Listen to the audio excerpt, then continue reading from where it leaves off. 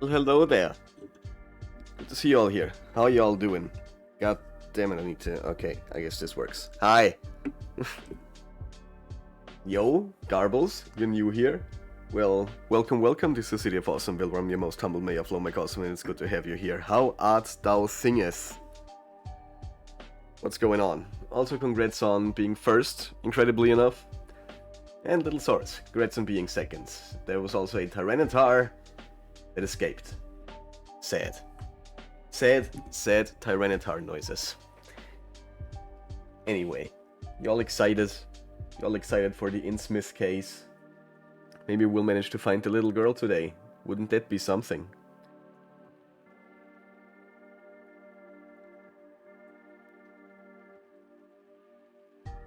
We will also get eaten by something again. Maybe we'll even find Cthulhu. I'm guessing Cthulhu has to lurk somewhere. But we will see. We'll see what we'll see.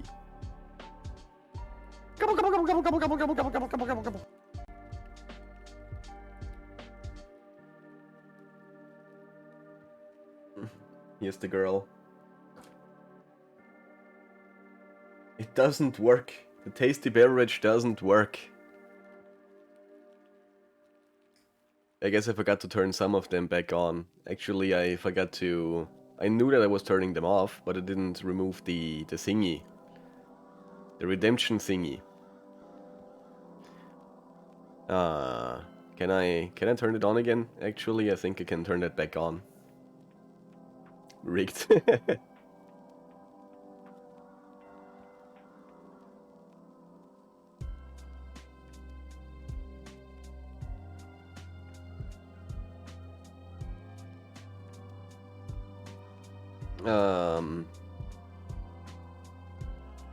Hold on. There it is. Okay, hold on. Here's one on the house, I think. Can I do that still? Is it on cooldown? I think that has cooldown, right? Yes, it has. And I guess I can't start it from here. Or can I? No! Well said. Sad beverage noises.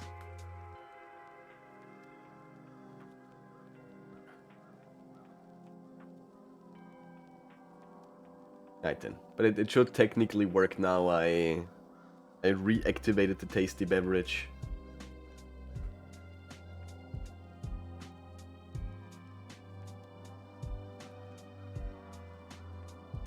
And I'm also having a tasty beverage. A bit too much cow juice. I underestimated the amount of cow juice that was still in that package. So yeah, that's a lot of cow juice that's in there.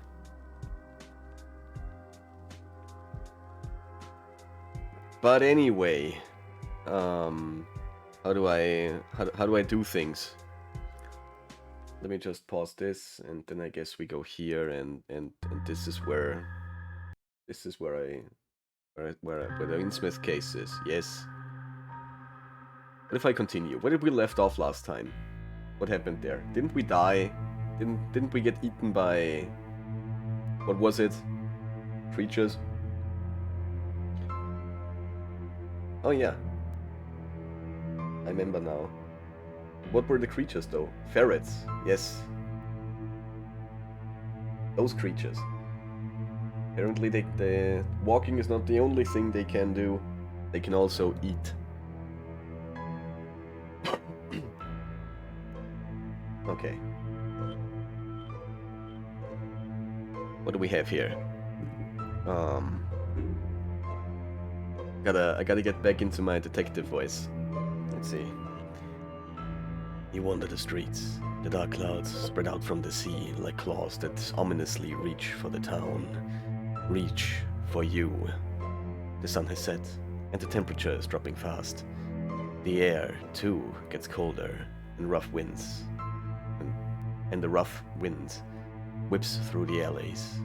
You're lost. You have no idea how to get out of this godforsaken town. And as if that weren't bad enough, you also underestimated the September weather on the coast. And the real cold temperature is still yet to come. Scattered raindrops do not bode well. You aimlessly wander the streets. The narrow alleys are a labyrinth of simple wooden fishermen huts. At least not completely on your own. Look at that. Even at this late hour, there are groups of people out patrolling, with torches and pitchforks and knives and nets. I think we stayed in the shadows last time. Should we just walk toward them and greet them with a happy hello and see what happens? Let's see. As repulsive and dangerous as they might seem with their improved weapons, you have never been some who judged a book by its cover, especially not when you're cold and sleepy. Before you reveal yourself to the patrol, you think again whether you should prepare yourself in some way. You think of anything in particular, or you can't think of anything in particular. Yeah, no, I think I'm good. I'm just gonna wave and smile. Smile and wave, boys. It'll be alright. The people of Innsmouth sometimes behave a bit strangely. You admit, but that's no reason to become a paranoid oddball too. Without the disguise, but with a winning smile, you walk up to the small group of townfolk. There! There! Screams the front man of the group, an old fisherman with a white bushy beard. He waves his torch in your direction. His friends limp towards you.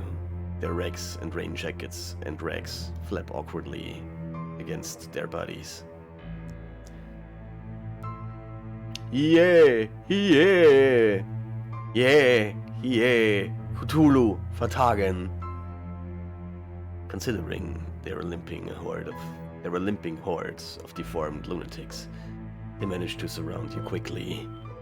The light of the torches dancing in the rain makes the already scary faces look even more bizarre.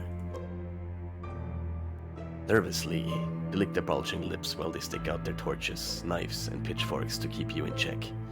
You wonder if the people of Innsmouth suffer from radiation poisoning. It would explain so much. Hey! Hey there! The leader of the mob spits at you. A wolfish grin spreads over the man's face. With his free arm, he makes a few hasty gestures, and suddenly you can feel the grip of strong hands clasping around your arms. You stare into some strangely deformed, elongated pupils. We are going to have fun tonight! He's looking at someone next to you. Before you consider what the hell is happening, something hits you against the back of the head. You lose consciousness. This stream is sponsored by Sponsorman. Now get crumpin'. Hi, sponsor man. Yeah, Palkia is not here. There's no Palkia today. No. But good to see you here, friends. Welcome, welcome. How you doing? Hope you had a good day.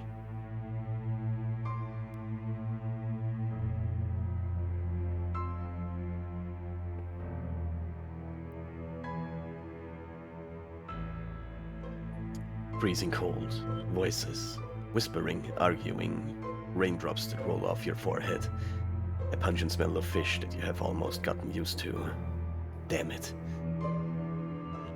Your cheek is pressed against something cool. After the first moment of disorientation, you realize that you're lying somewhere out on the street. You open your eyes. The situation is not new to you. On several drunken nights in Boston, you have ended up near a trash can on a dodgy side street. This is perfectly normal. You groan as you raise your head and immediately regret moving. All you can feel at the back of your head is pain. You have no doubt you were knocked out. You tried to touch the back of your head, but failed. You seem to be tied up. Okay. This is definitely not normal.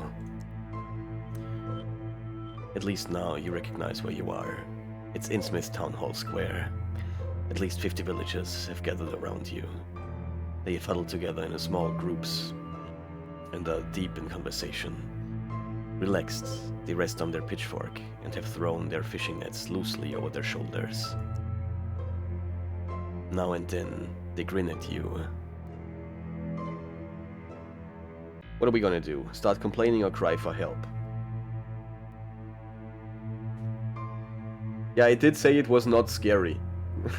That is true.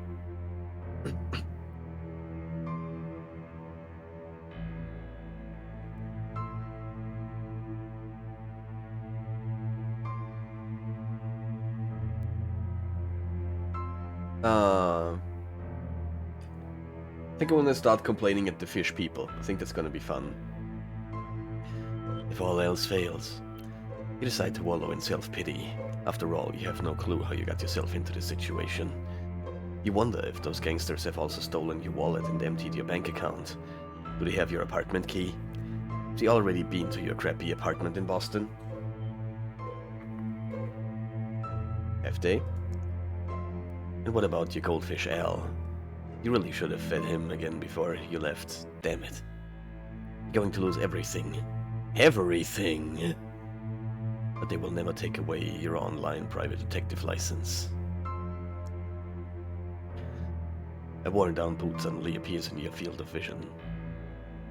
Awake already? A voice croaks from above. With great effort you manage to look up to see who dares to interrupt your fit of self-pity.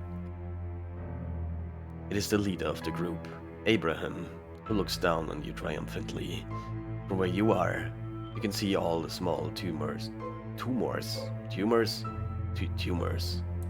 that are sprouting from his chin. Yuck!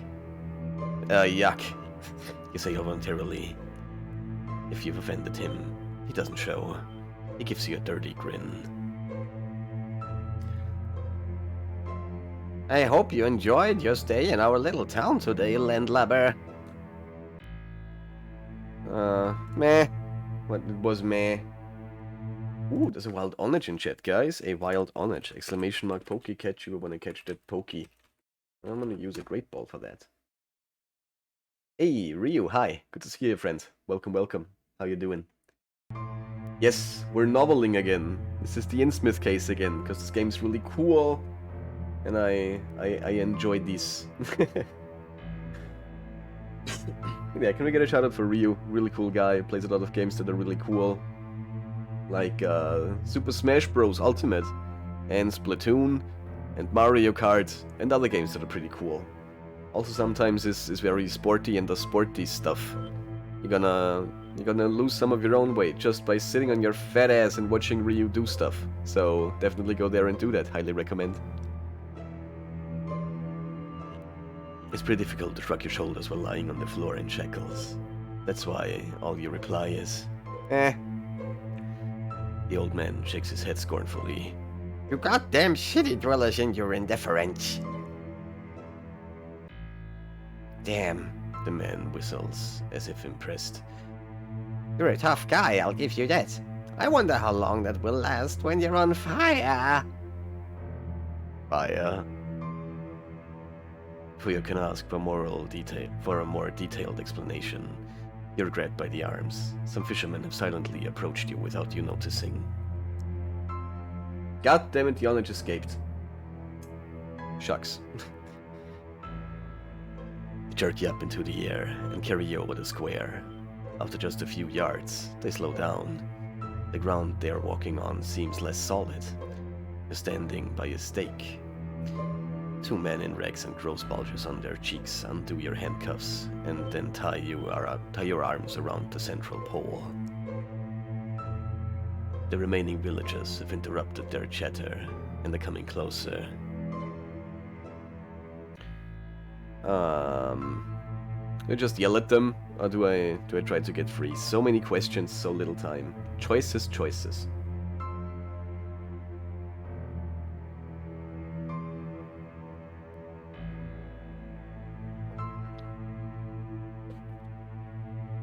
But what is all of this about, I wonder? What's all this about? The situation is so bizarre. Is this really a stake? Do these people really want to set you on fire in a public space? A bunch of ragged figures with deformed bodies is gathered in the town square.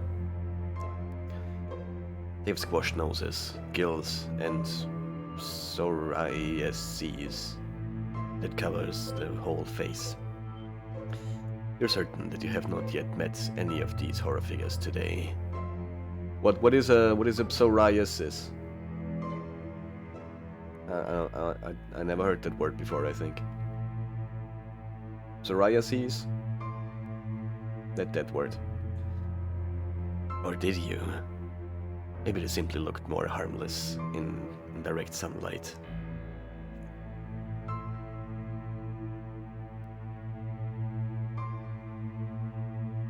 I also didn't help the old lady bury the ferrets. Yes, that is true. That I didn't do. I didn't go there. I went the other way. I would have had to knock at the doors, find the old lady, and bury the ferrets. Yeah, we're doing something different today.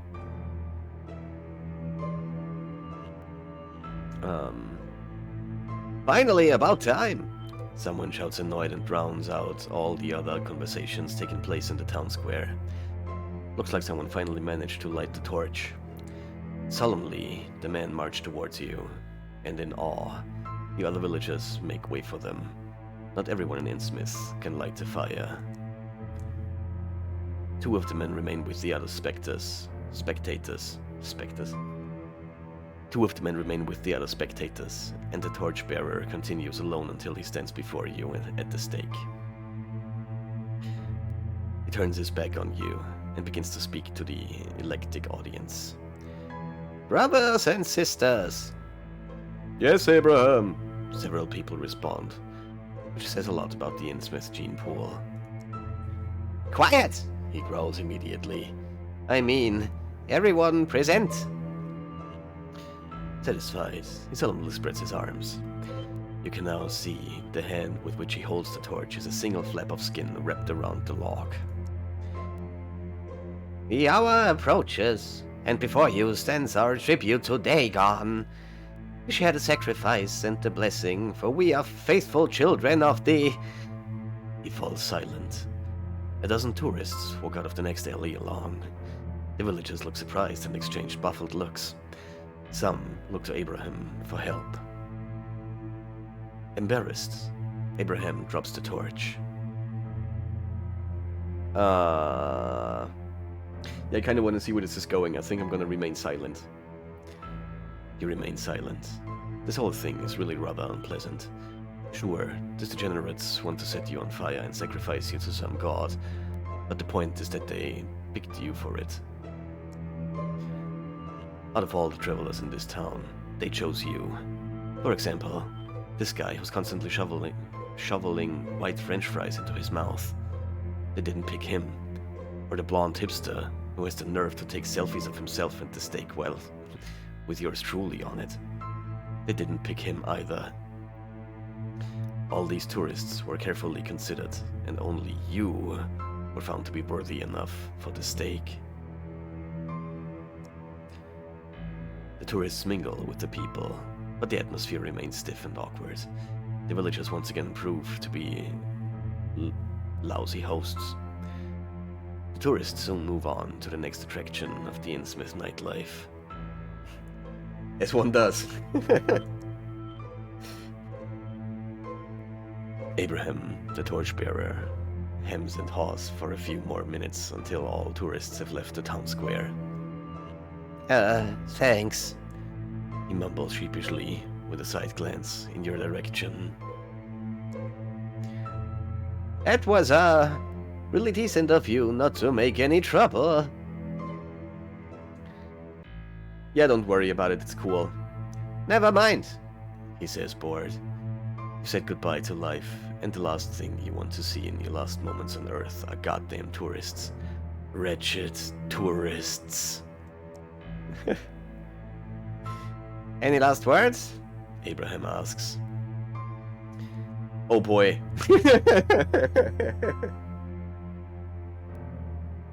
Oh boy.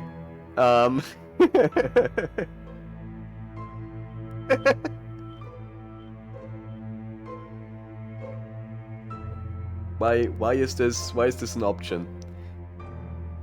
I mean, the thing is, I'm about to get burned, so if my last words are I love pineapple on pizza, there is one less person on the planet who eats pineapple pizza.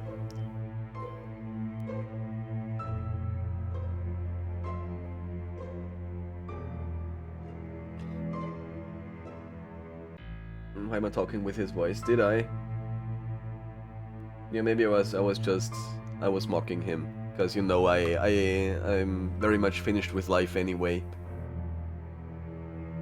But yeah, I guess we're just killing somebody who eats pineapple pizza, so that's a good thing then, right? Some villagers give you a round of applause, but the majority of the audience stands there awkwardly.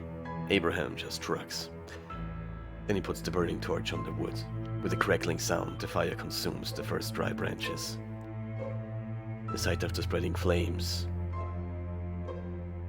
brings you inner peace, yes. Oh, fire, the naughty rebel among the four elements. The slowly approaching flames take you back to your childhood.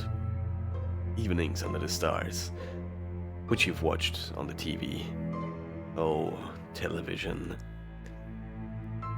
It doesn't take long for the whole pile of wood to be on fire. The heat is unbearable. Your skin hurts so much that you almost lose consciousness. But no such luck. Only when all your clothes are singed in blisters form on your cheeks. What? Oh, that's okay. Now I understand the sentence now.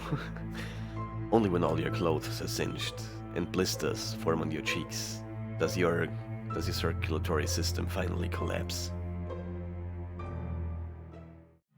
At the stake, you burned alive. Never again cold cases. Oh boy. Okay, let's reload the chapter.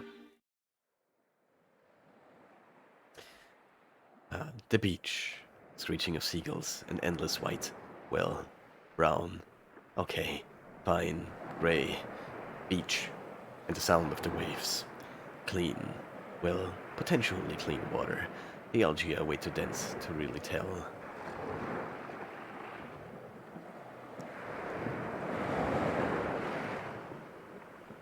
You thought you asphyxiated while burning? Yeah, probably also, but I'm pretty sure the flames don't help necessarily. So, when burning alive, you're pretty much still burning alive. And then you're burning while not alive anymore. But yeah, I'm pretty sure asphyxiation is also a thing.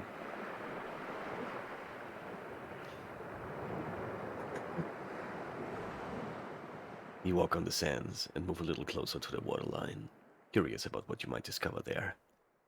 Although the sea is not stormy and the tide is low, Innsmouth Beach is not really a touristy place.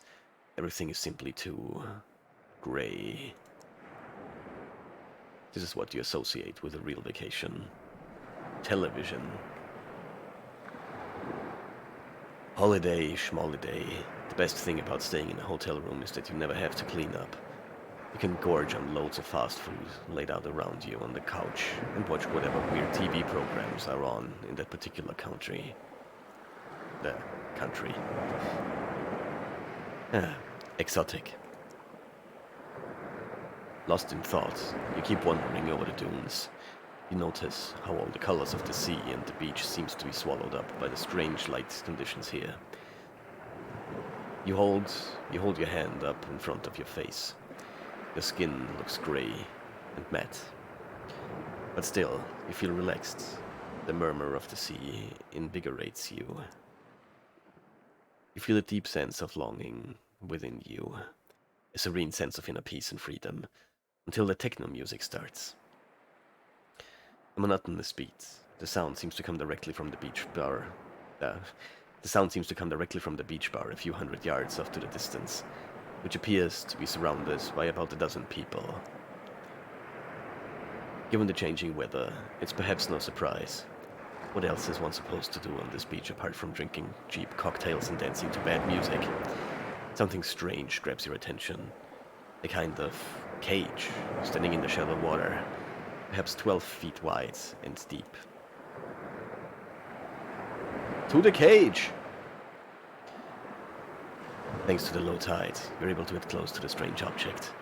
The sea has retreated into the distance, and so the cage stands there, looking strangely lost. As you approach it, you take off your shoes and socks and turn your trouser legs up a little.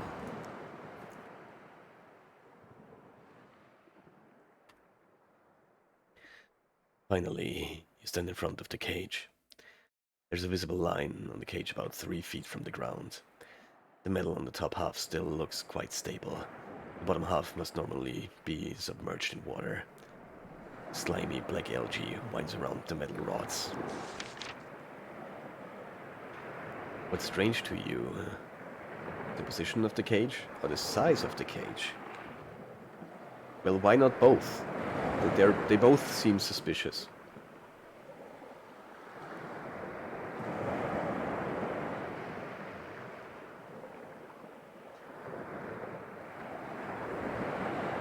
I think the position is weird. This looks very much in the water. It's not holding fish in. What is it doing here? Why is it a thing? Very strange. The dunes. The dunes are not that far away. On your way, you notice that this is the part of the beach that usually remains untouched by the water, so even the high tide doesn't get to it. You must have only walked 50 yards. Even if the tide comes in, you think that the cage will never actually be completely submerged in water. But isn't that the point of these things? You start thinking about lobster cages, and then shark cages. That's all you find here. You linger for a bit, but then walk back to the sandy part of the beach. The cries of the seagulls are increasingly drowned out by early 90s techno beats. One note, that's all some people need to enjoy themselves. One note in an endless loop. The owner of the beach bar has taken great pains in making up for some of Innsmouth's deficits. The bar is made from wooden planks and features a nice countertop and the exotic canopy made from palm trees. Admittedly, the palm trees are no longer green. They're grey and dried out, just as if a demon had sucked the life force out of them. But it's easy to imagine that all this must have looked quite pretty once. Yo, there's a wild revenant in chat, guys. A wild revenant! Exclamation mark Pokecatch to catch that Pokey. Also, I forgot to post on Twitter again. Okay, we're like half an hour in. That's about the usual Twitter posting time, I dare say. Not sure if this really helps anything. Nobody follows me on Twitter. Nobody reads my tweets, that is. I guess, I think, maybe. Yoink.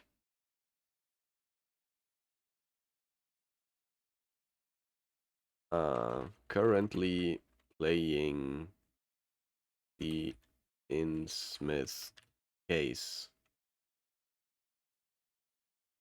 And Twitch, you check it out. Yo, let's tweet this shit. There we go. I did a thing. Sure.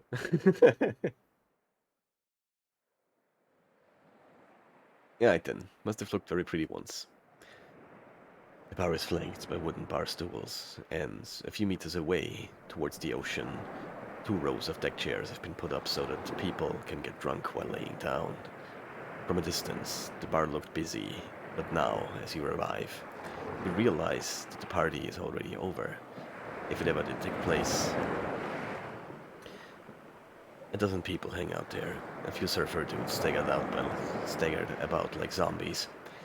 Some of them carry empty cocktail glasses around. Some of them yell, "Party!" and "Woohoo!" enthusiastically. Precisely these kind of people.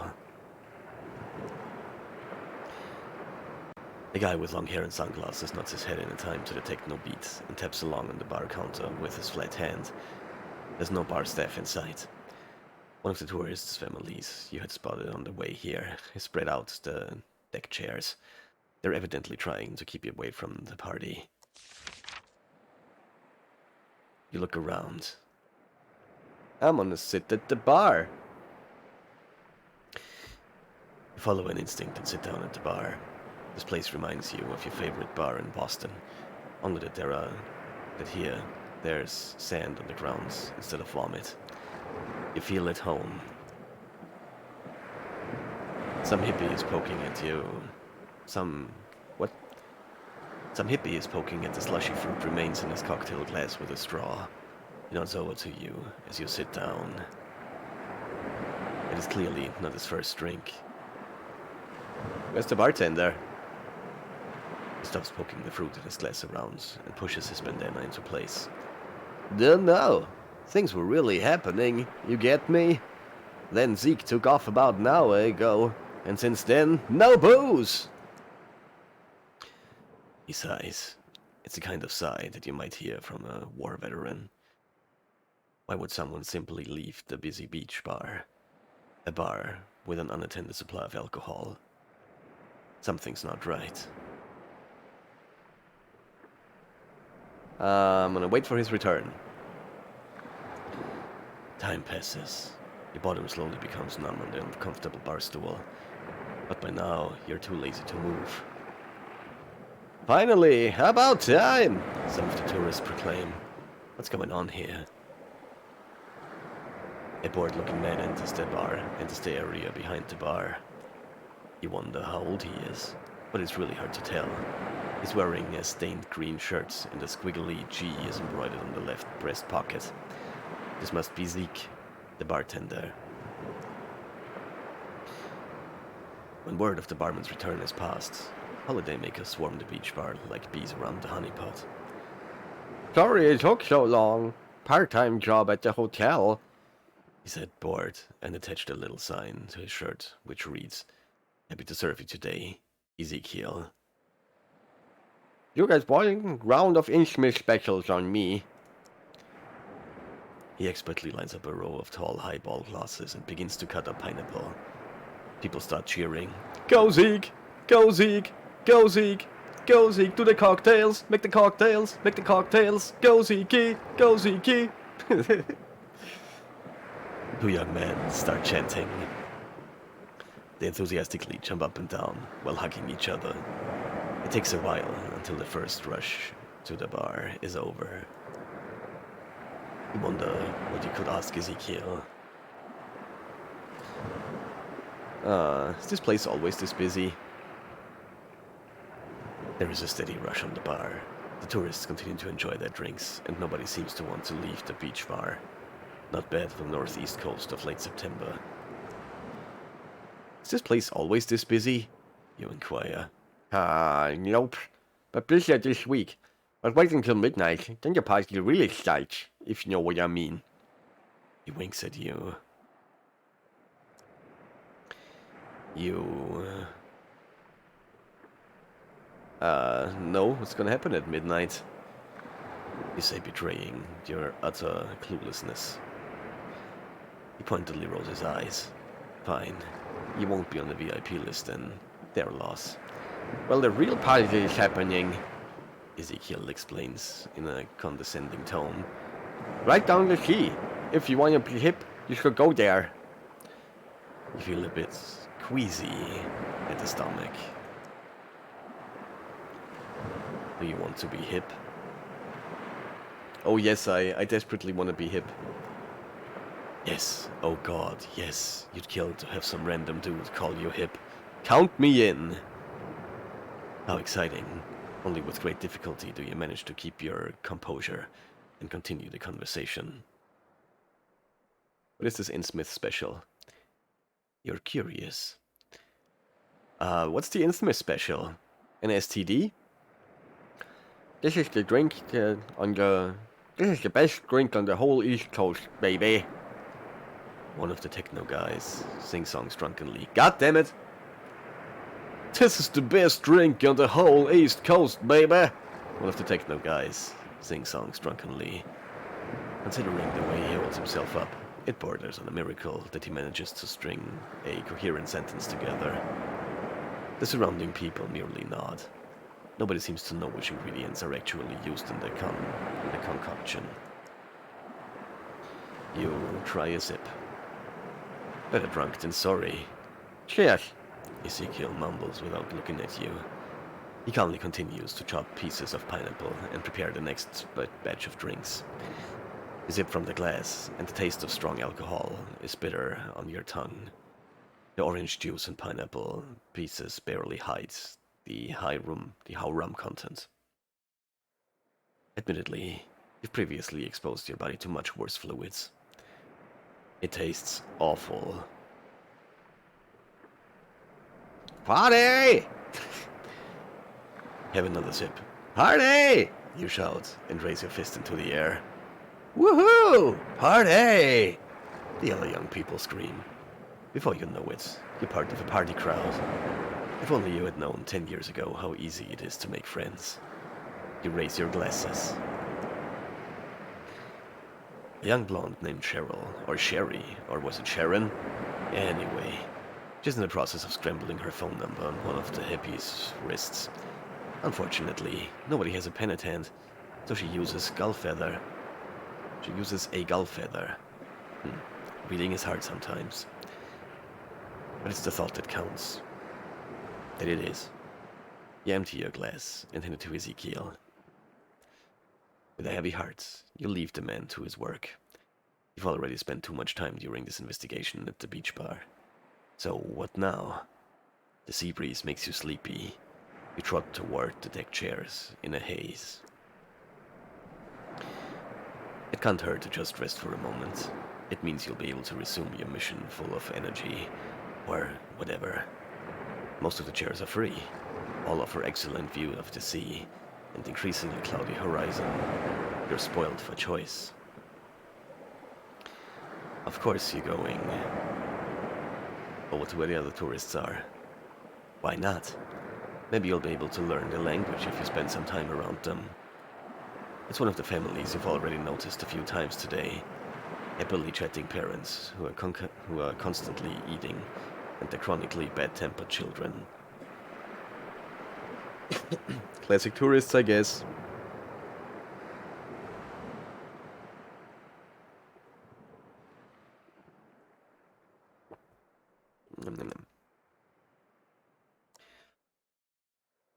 The four are hard to miss with the loud chatter and tasteless tourist outfits. They've settled down on the deck chairs, sipping on some soft drinks. You clear your throat. The international sign for "Hello there, I would like to say something." Tasty beverage still not working. Disappointing. Sorry, Garbles. Okay, hold on. I'm just gonna take it off. I'm gonna remove the redemption.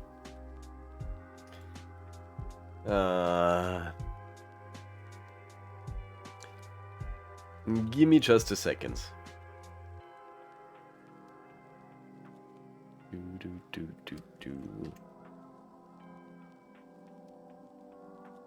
Okay, it's gone now.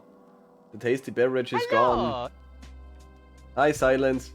Good to see you here, friends. Welcome, welcome. How art thou thingeth? We're playing the Innsmouth Case. We just found tourists. The worst kind of people.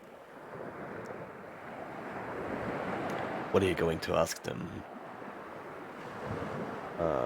Do you know what these cages are for? The strange frame alone in the water, in the middle of nowhere. You have to keep thinking about it. Do you know what these cages are for? You ask the parents. Oh, those. The father's face lights up. We've just taken some photos of them. I think they're for children to climb on. They're not meant for children. His wife chips in. That's how people here catch lobster and whales and things like that. Bullshit. Bullshit. The son murmurs. He pokes the sand with a wooden branch, probably imagining he's stabbing someone. They're from the Middle Ages, and people were put in there to drown. Ah, kids. What are you going to ask them? I'm looking for this girl, you say, and show them the photo of Tabitha. The The parents bend forwards and squint in order to see the little face better. Nope, sorry, the father says and goes back to sipping his fruit juice. Nope, me neither. The wife adds. Nothing then. Right. Nothing. To hell with them. Who are you kidding? You decide to lean into your antisocial side. You get comfortable in a deck chair. The incoherent chatter of the family remains merely a static noise in the background. Not too shabby. Dark clouds. The dark clouds drawing together on the horizon worry you a little, but they're far away enough for you to simply enjoy this moment on a beach. Technically, you have been near the beach the whole time, but you couldn't really switch off. There was a haunting sound of danger, a feeling of paranoia that you simply couldn't shake off. Luckily, the paranoia has now gone. The cool sea breeze caresses your face as you tune out of the other tourists' annoying conversations. You listen to the murmur of the waves, the regular to and fro of the sea has a soothing effect on you. Your eyes fall shut. The next thing you hear is swishing sound. You're awake and regretting it instantly. Your head is pounding. It's cold. You're freezing. After you had settled down quite comfortably on the deck chairs, you now seem to be standing upright. You're pretty damn sure of that. You're standing upright, facing the sea. The green, unhealthy glow of the moon is the only source of light in the dark night. Not only did you take a nap, but it appears that you slept through the whole day. You start to move in order to make your way back to the harbor, but something holds you back. Your hands simply won't follow you. You realize that you've been tied to some sort of pole. Your fingertips can feel a rough and splintery surface. Oh, there's a wild haunter in chat. Oddly fitting. Exclamation mark pokey catch you when I catch that pokey. A wooden pole. Am I dreaming? Could all just be a dream. A nasty, cold, uncomfortable dream. A dream with astonishing detail, so much so that you're even able to make an empty beer cans in the sand that are caressed by the waves. Okay, maybe this is not a dream after all. Son of a... You hear a voice say. They sound familiar, and you think it might be one of the guys who was demanding a drink at the beach bar earlier. And you had assumed you were by yourself. Hello? You ask hopefully. Hey, did he get you too? You wriggle around and try to look at the guy, but no luck. The ties keep you firmly in position without much room to move about. So many questions. Who are you? You ask bluntly. I'm Dave. I've been... He interrupts himself. You're pretty certain he's about to make a lame gesture. Partying here. You must have overdone it somehow. I haven't got a clue about how I got here. Time to take stock of the situation. You've been tied to a pole. Salt water spills into your shoes at regular intervals, and your socks are soaked. In front of you, the vastness of the sea. It would be relaxing, actually, if it weren't so terribly cold. Hi, what's that? An unfamiliar voice asks behind you. How many people there with you? Whatever they were talking about, you can't make out anything apart from the green, shimmering waves in the pale moonlight. What was it?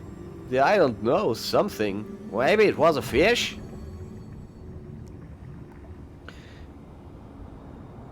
I wouldn't panic if it was a stupid fish, Ellen. I know what a damn fish looks like. There. You saw something. Something broke through the surface of the water, only to immediately dive in again. Something smooth and slimy. You squint. Should have been better not to have had any of these cheap hooch from the beach bar, but it's too late for that now. Overall, it would have been better to do many things differently. If you only could turn back time, you would. Work on your damn mission? Never!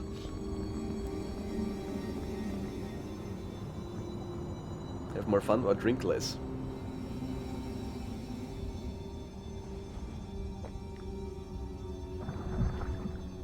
I would say I want to have more fun. That's right. The visit to the beach bar was an utter disappointment. It had nothing to offer but cheap booze and techno music. At least you assume that this is what techno music sounds like. Maybe it was just a short circuit in the speaker cable. The splashing sound. There it is again. It's coming closer. Increasingly nervous, you look over the waves. A shark in shallow water. An army of killer jellyfish. A giant raging crab. You're not really sure what it is you're looking out for. Your unhelpful brain comes up with more and more sea creatures. But you actually have no idea what these animals feed on. Something cold suddenly settled around your ankles. You scream, panicked, because it's cold and wet and... Strange, wrong, not from here, definitely not from this world. It can see you, they can all see you, they will. One of the men behind you curses loudly and you return to your senses again. Holy sh... Someone behind you says, then falls silent in the middle of the sentence. Oh shit. Something crawls along your ankles, higher and higher, moving under the fabric of your clothes. Then there are more. 2, no, 3 more tentacles slowly gliding around your belly, over your arms, and around your hands. You look at the creature that's tangling itself around you. It is milky white and slightly transparent, almost like a jellyfish. It has suction cups that stick to your skin. It holds you in a vice-like grip, but now you're profoundly terrified by the ice-cold touch of the creature. You try to scream for help again, but no sound escapes your lips.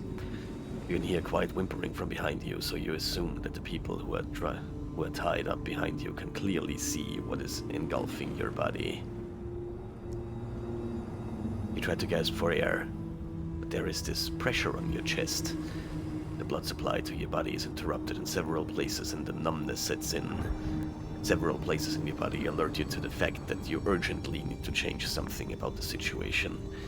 By the time your ribs crack, you've already passed out. Screams.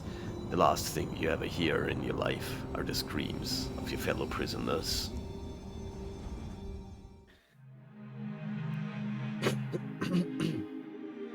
A wild hydrate appears. Okay, sure.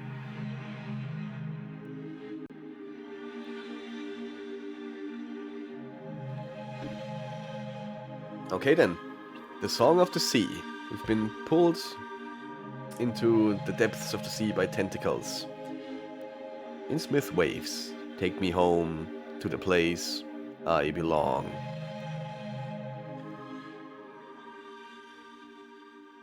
Okay. What if I load chapter here? What is this chapter? Is it still the beach? The beach, screeching seagulls. Yes. Did we have the sea yet? Hey, victory. Good to have you here, friend. Welcome, welcome. Enjoy your lurk. The sea. On the horizon, the ocean looks limitless. The rhythm of the waves is hypnotic. Spending time here is much better than visiting the dive bar next door. In the future, you should make a day trip to run down coastal villages more often. Lost in thought, you keep wandering over the dunes. You notice how all the colors of the sea and the beaches seem to be swallowed up by the strange light conditions here. You hold your hand up in front of your face. Your skin looks grey and matte. But still, you feel relaxed. The murmur of the sea invigorates you. You feel a deep sense of longing within you. A serene sense of inner peace and freedom. Until the techno music starts. Again. Monotonous beat. Yes. Given the changing weathers, perhaps. Yes. Let's go to the cage again. stand in front of the cage, and I am very surprised by the size of this cage. Seriously, whether they're trying to catch giant lobsters or tourists, you chuckle. A tourist trap. That's all you find here. You linger for a bit, then walk back to the sandy part of the beach. Seagulls! Must have looked quite pretty once, that bar. Precisely those kind of people, yes. Okay, what happens if I don't take the cocktail? Hello there, bodacious surfer dude. Ah, this is life. Would be even better with a good drink, but hopefully the barman will return soon. Who knows? Maybe it will be happy hour by then. Occasionally the other guests talk to one another and mumble, "Where's Zeke?" Yeah, where is Zeke? Finally, about time. There he is. Hello, Ezekiel, the bartender. Long time no see, friend. Okay. I leave this. Is this place always that busy? Nah, I think I'm good. With a heavy heart, you leave the man to his work. You've already spent too much time during this investigation at the beach bar. So what now? The sea breeze makes you sleepy. You trot towards the deck chairs in a haze. It can't hurt to rest for a moment. It means you'll be able to resume your mission full of energy or whatever. Most of the chairs are free. All offer excellent views of the sea and increasingly cloudy horizon. You're spoiled for choice. Yeah, I'm gonna go somewhere private. Yes, I'm gonna be antisocial, enjoy the moment on the beach. Paranoia has gone, my eyes fall shut.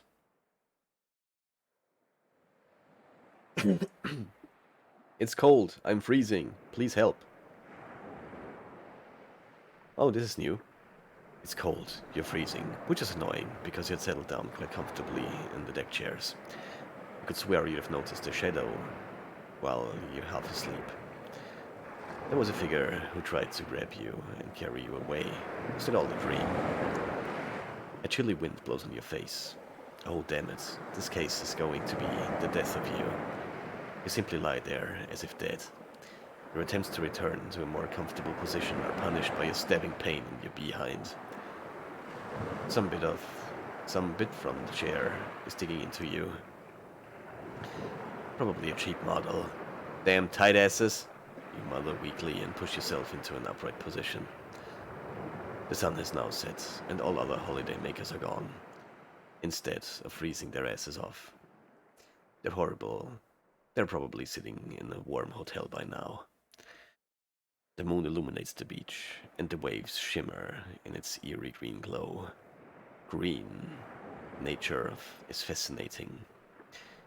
You stretch your tense neck when you notice some lights off in the distance. Night has fallen, and with each passing minute, it seems to get chillier. The lights appear to be moving and leading away from the town. You wonder whether you should take a closer look at the spectacle, or go on to your warm hotel. I think that was the sex cult, right? I think when we go to the lights, that's the sex cult, so I guess we're going towards the light.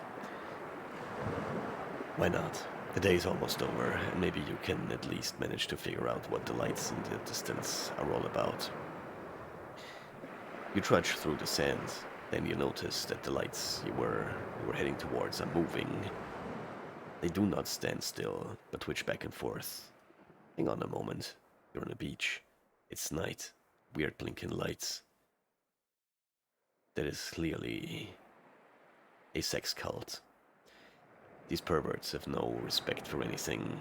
The nudist zone must be further along the beach, and now they're getting started. Somebody ought to tell them off. Someone like you. The time has come. You decide to approach them.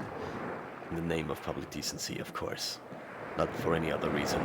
For non-sex cult related reasons. You check the fit of your underwear before you walk in up to them.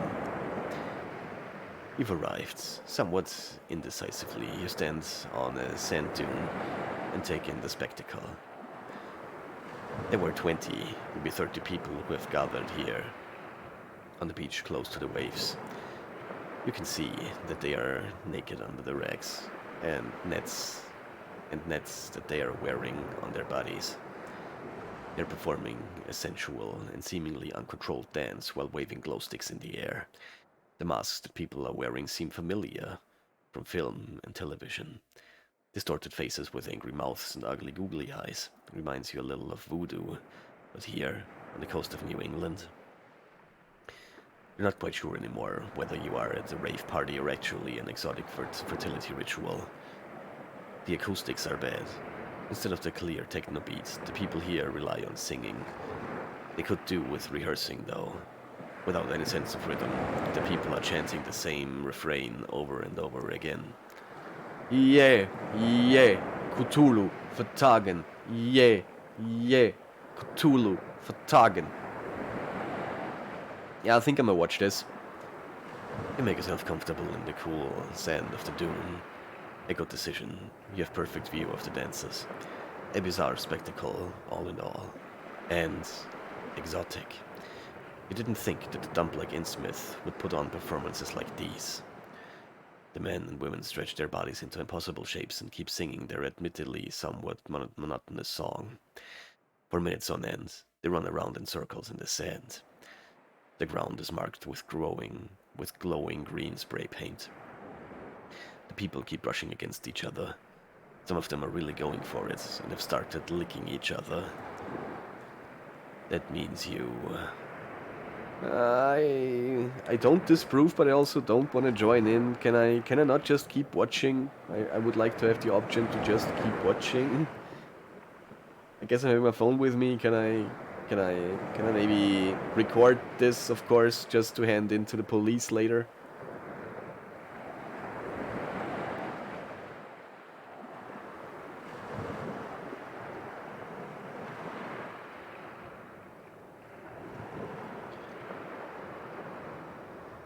Do I want to join in or do I disapprove? That is the question.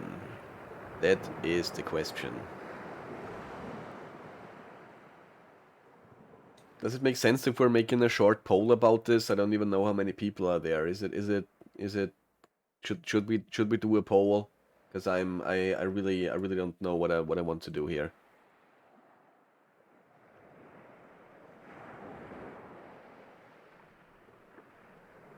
I am very uncertain. Like the rustling of each purple curtain. Could we join? Hazy, try again. Okay, let me try. Let me try this.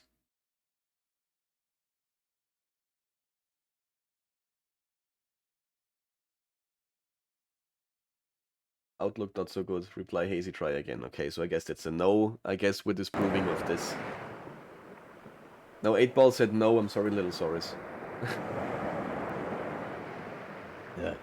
Such a performance is probably the annual highlight for this country folk. Let yourself go once a year, and then spend the remaining 364 days stiff as a poker. You wouldn't like that. You're smugly keep watching your bizarre performance from a distance. The performance seems to be shifting onto its next phase. Another group of amateur actors joins the dancers. They come straight out the water and wear costumes more suitable for Halloween than a rave party. These green, shimmering costumes are very strange indeed, and you can't make much of them. No doubt, the men are walking on stilts as they tower over the dancers.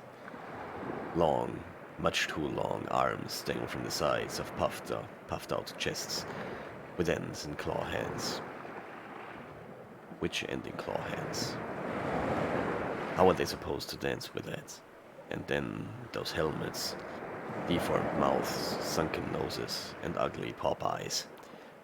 They remind you of footage from a deep-sea nature documentary.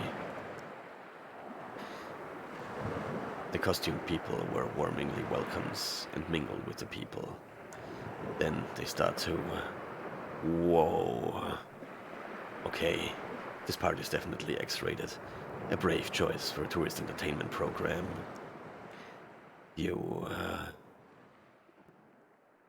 I keep watching.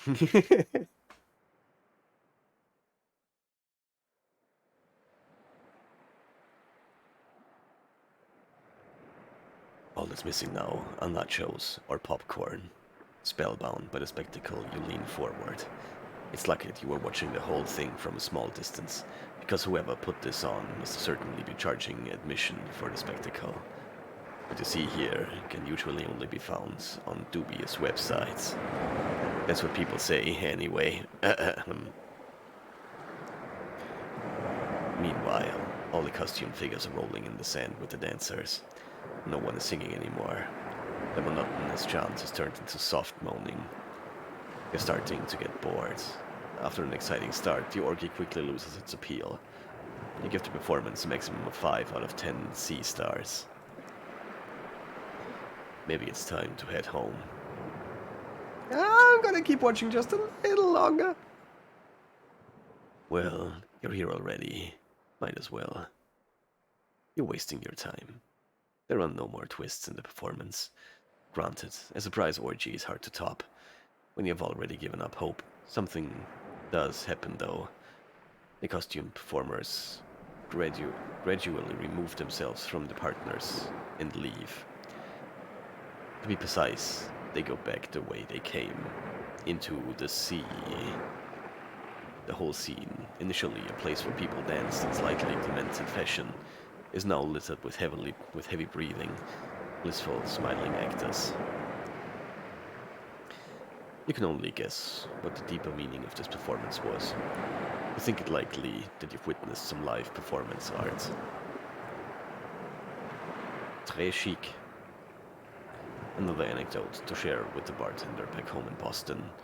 Or, God forbid, your family. Okay, you're done with this. Compliments to the amateur actors who are still lolling around naked with each other, especially given these cool temperatures. You can't wait to get into a warm bed. Let's just hope that, by then, these images will have disappeared from your mind and won't disturb your sleep. You pat the sand off your clothes and make your way to the hotel. We're going to the Gilmans!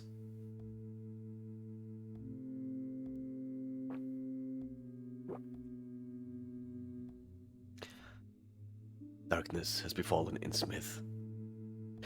Old-fashioned gaslights illuminate a few patches along the dark alleyways, but generally it doesn't look as if the town planners were too fussed with providing adequate lighting. Some streets are completely plunged into darkness. You struggle more and more to find your way around. Was this awful gargoyle already here earlier in the afternoon, or are you in the wrong part of town altogether?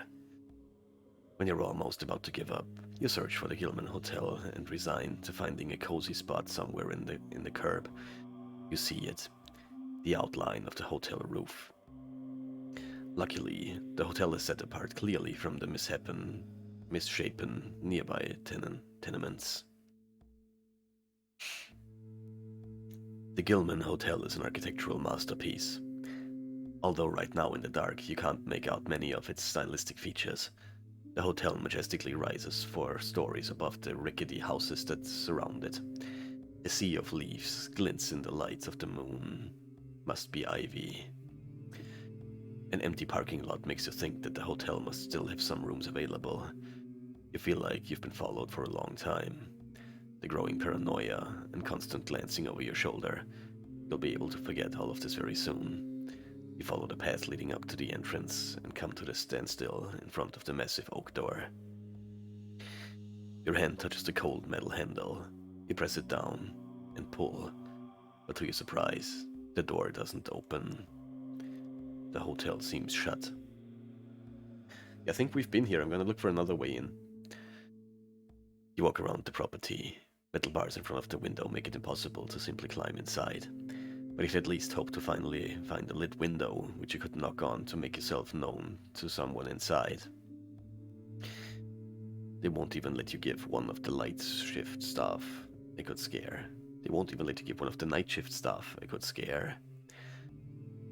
All the rooms inside the hotel seem to be in complete darkness, including the foyer. No one is working. No one is having a drink at the hotel bar. The whole building seems to be completely shut down. Keep walking. You walk around the hotel, still hoping to find a lit window somewhere. No such luck. Soon, you're back at the entrance. It's hard to believe such a thing is possible these days, but the hotel really seems to close. No one is allowed in or out, for that matter. Do the guys just know that they're locked in the building overnight? Will there be another gormless tourist in an hour or two, trying to get in, just like you are now? Not actually your problem, you remind yourself. You turn around, leave the hotel behind, and you walk back to the street. Sad hotel noises. You wander the streets, the dark clouds spread out from the sea like claws that ominously reach for the town.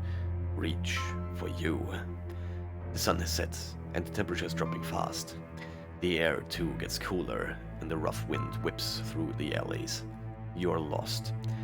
You have no idea how to get out of this godforsaken town, and as if that weren't bad enough, you also underestimated the September weather on the coast, and the real cold temperature is still yet to come. Scattered raindrops do not bode well. You aimlessly wander the streets. The narrow alleys are a labyrinth of simple wooden fishermen huts. At least not completely on your own. Look at that. Even this late hour, there are groups of people out patrolling, with torches and pitchforks and knives and nets. What if I disguise myself? Let's see. Cover up your face. Following your intuition, you grab a piece of cloth dangling from a barrel. The torn cloth stinks of rotten fruit, which is a welcome change from the rotten fish that you've been smelling the whole evening. You walk up to the small group of townfolk. There! There!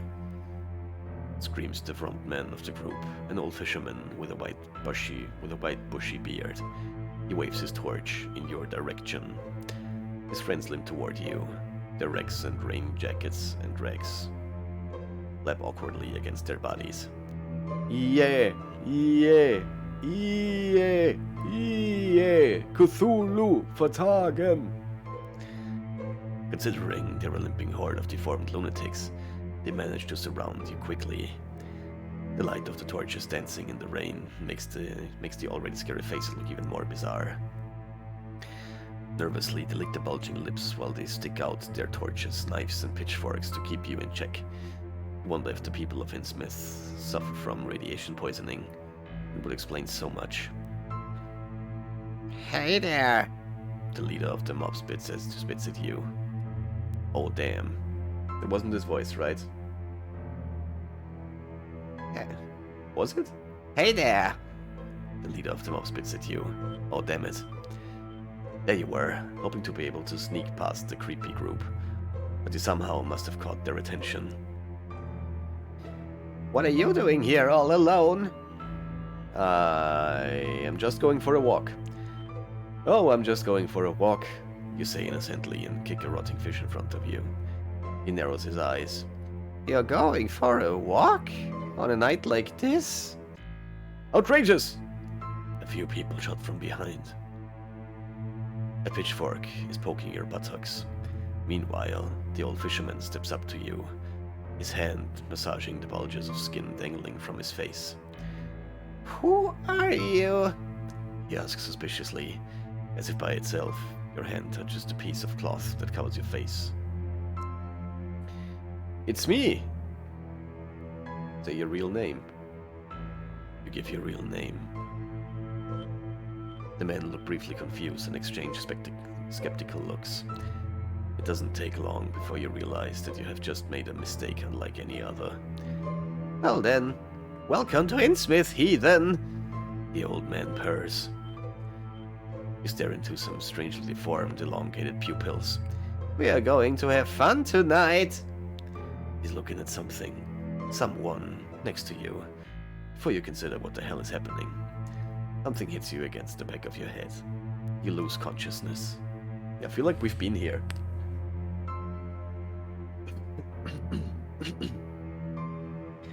Freezing cold. Voices, whispering, arguing, raindrops that roll off your forehead. Pungent smell of fish that you have almost gotten used to. Damn it. Your cheek is pressed against something cool. After the first moment of disorientation, you realize that you're lying somewhere out in the street. You open your eyes. The situation is not new to you. On several drunken nights in Boston, you have ended up near a trash can on a dodgy side street. This is perfectly normal. You groan as you raise your head and immediately regret moving. All you can feel at the back of your head is pain. You have no doubt you are knocked out. You try to touch the back of your head, but fail. You seem to be tied up. Okay, this is definitely not normal.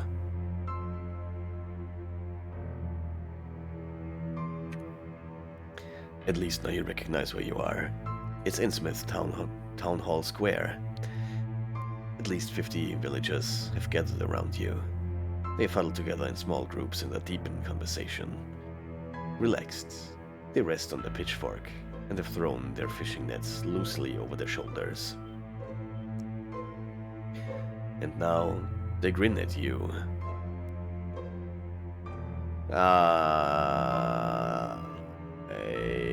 We'll cry for help. You try to appeal to anyone standing around you. Help me!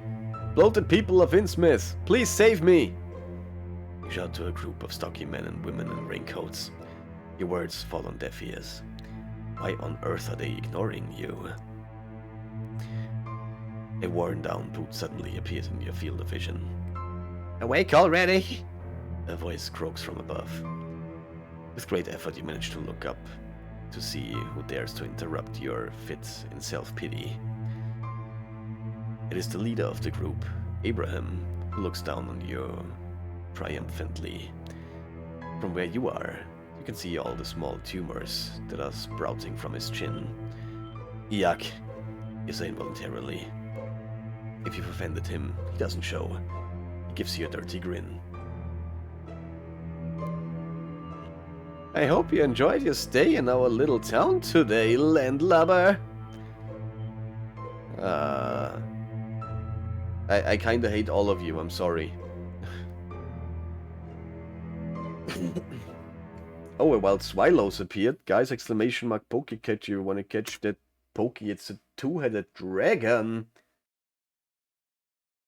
Yeah, and also, little Saurus, it's not do it, it's do them.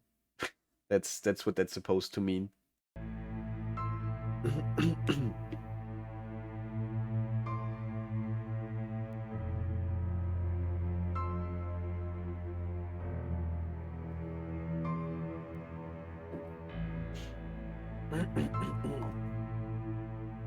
Sad no cherish ball noises.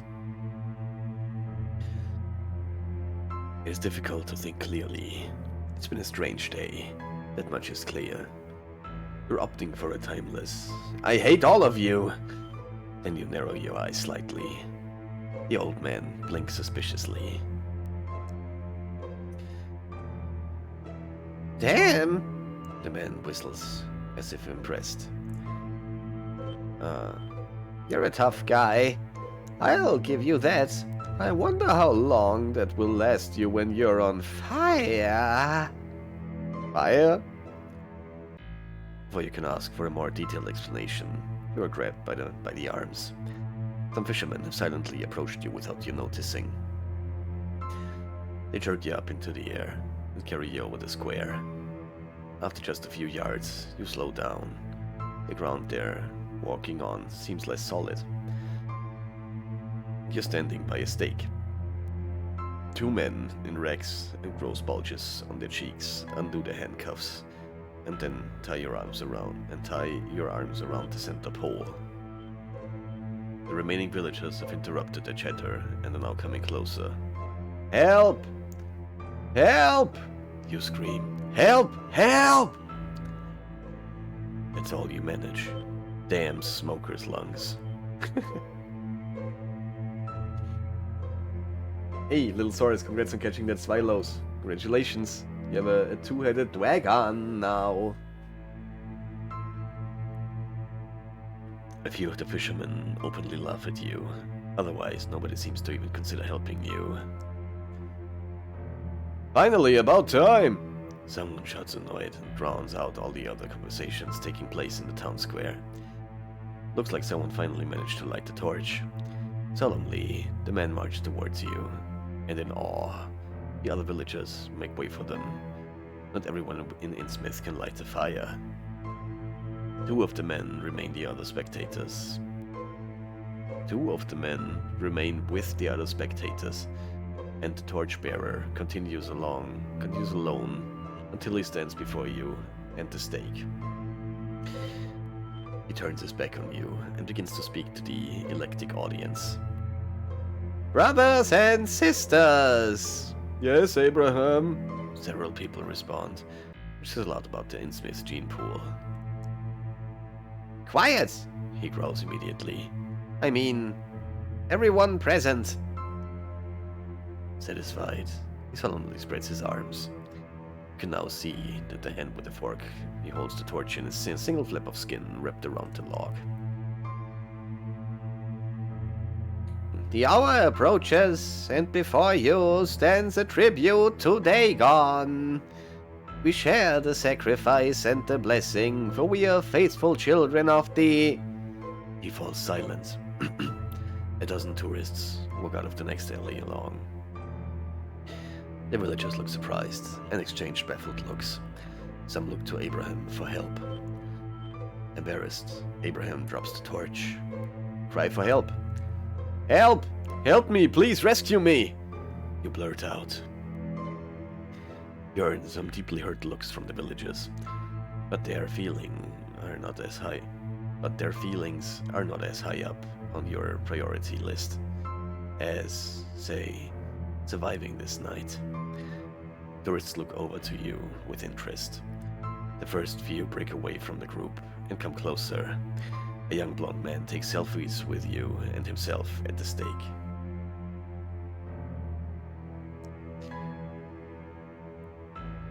Hey you! You scream at him.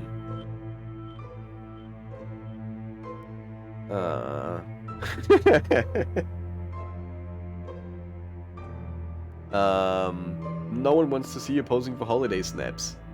I just can't resist, it's just too tempting. I'm probably gonna die. Finally someone speaks the truth, a voice from the crowd says. The man's jaw drops, but it drops in a way that lets you know that a whole stream of objections is about to rain down on you.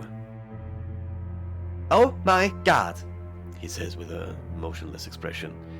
The nerve of this hillbilly to talk to me! He turns his back on you and takes more selfies of the 2 of you. The worst thing about all this is that he seems to think you're from Innsmouth. A tourist stands in amazement before the stake. Is this one of those medieval games? Like they do in Salem? They like to do that over in Europe too, with knights and stuff like that.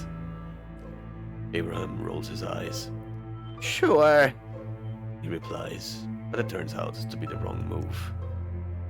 The tourist waves over his companions. The group of tourists assemble in front of the stake, which means that the locals can no longer see you.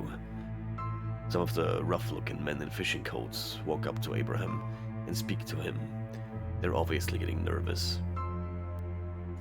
Meanwhile, a few of the tourists break away. They take pictures of you at the stake. I guess I want to talk to the tourists then. Psst, you there! You hiss at the people taking photos. A man with a mustache looks up at you, irritably. What do you want? You got to get me out of here, you say feebly. Unbelievable that you have to explicitly ask for it. What's your problem? The man asks. I'm gonna scream at him. This is not for show, this is all real! You plead with increasing desperation. The man shakes his head in disapproval. I don't like that you're breaking character. Look, He gestures towards the wretched villagers. all those people down there are freezing their bottoms off while you stand up here, snug and in the limelight. So why are you trying to ruin it for everyone? God help you. Is he perhaps right? No, damn it. No, damn it! You scream hysterically. This isn't one of your stupid tourist programs. This is my life we're talking about! Yes, really stupid. Someone from the group of tourists mutters. Who just said that? You hiss, thrusting your chin forward aggressively. Your audience, consisting of tourists and increasingly intimidated villagers, take a few steps backwards. All these people are starting to get on your nerves. Now untie me or there will be blood! You scream as if in a frenzy. All this is getting too much for the locals, and the numbers visibly dwindle. Unsettled by the presence of the many tourists and your age, they try to inconspicuously disperse into the dingy side streets that led off the town square. It is Abraham, of all people, who unties you, murmuring apologies. He too disappears into the small crowd, and then down a dark alley. Well, nice guy Abraham, I guess. Are you happy now? One of the tourists asks quietly. Yes. Yes! You scream ecstatically, and spray strands of saliva everywhere. Impossible! The man says. This sums up your thought pretty succinctly. I guess. What is that word? I've never seen that word in my entire life. This sums up your thoughts pretty succinctly, I guess. Disappointed that they were deprived of a free performance, the tourists shuffle off, and you can finally get out of here.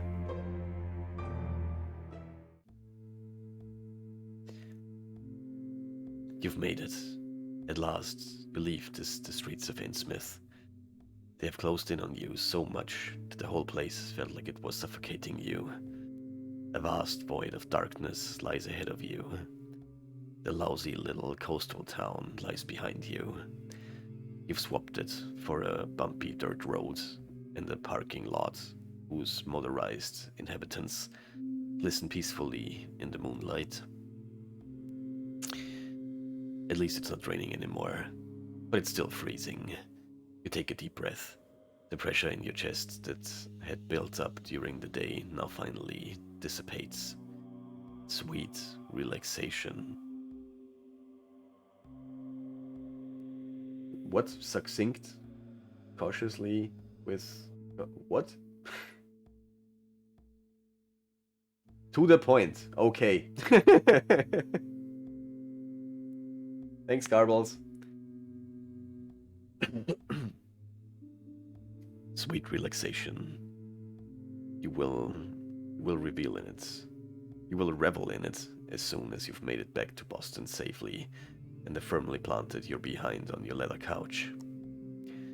But how are you going to get home now? I'm gonna look around the parking lot as one does. The parking lot is surrounded by fences made from some simple wooden beams. You almost gracefully jump over the fence and find yourself surrounded by many cars of different makers and different generations. In addition to the recent models, which you can see every day from your office window, there are some real classics on display. The kind that still have a real horn attached to their body. Aren't the owners worried that their antique cars might get stolen? In the middle of this overflowing parking lot, in the dead of night, you consider your options. They are few. I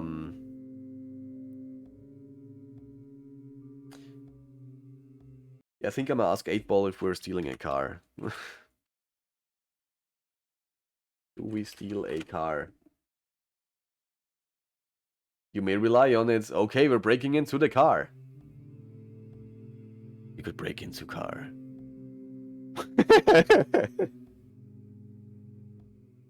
That's actually what it says here. I thought there was missing something there, but that's you could break into car. Okay. It kind of threw me off there, I'm not gonna lie. You could break into a car. Preferably one of the newer models. One that screams out, "Take me! My battery still has some juice left." Step 1. Break in. You need to hurry up. There's no time for any extravagant stunts. You would love to smash the car window with your elbow, just like in the movies. Hey, Milky, hi. How are you doing? Good to see you, friend. Welcome, welcome.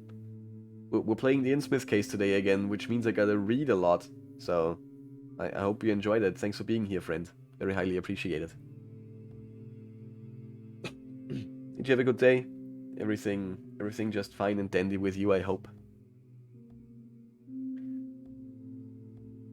You're doing bad? You're ill? Oh no. Is it the big sick? What are you having?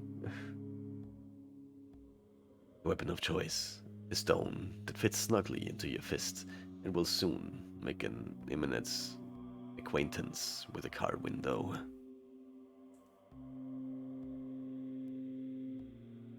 It's not the Rona. Okay, that's good. That's good. I'm also hydrating like right now.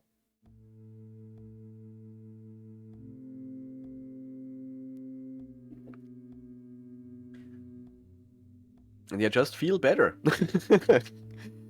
I hope you're getting well soon, friend. Some other shitty illness. Yeah, I mean, it's gonna go by.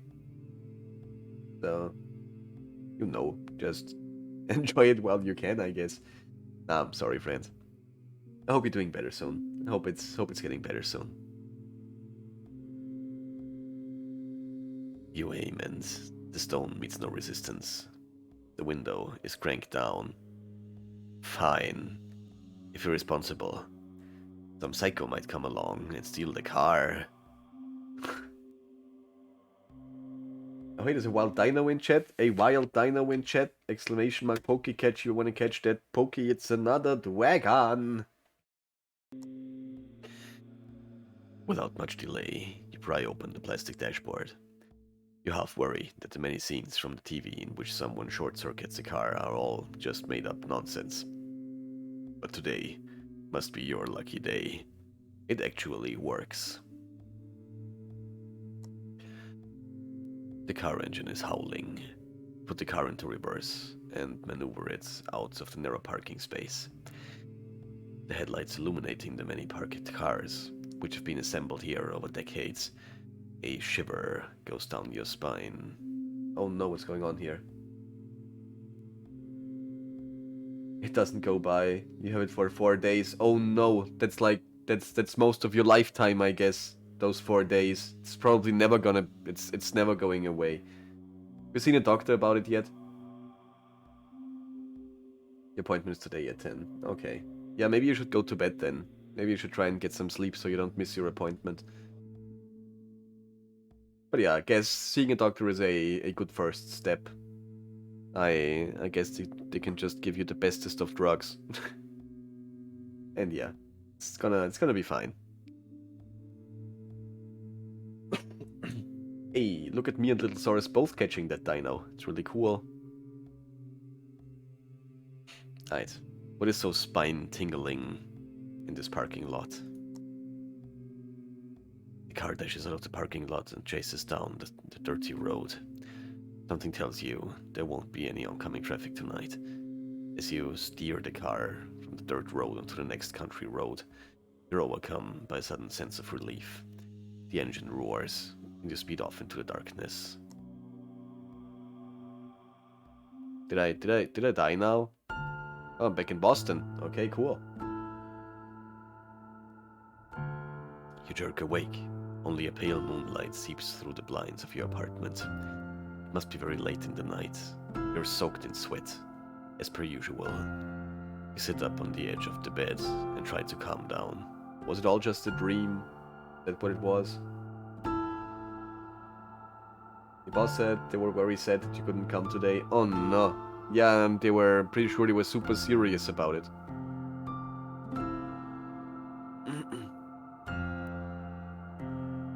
But yeah, it do be like that sometimes.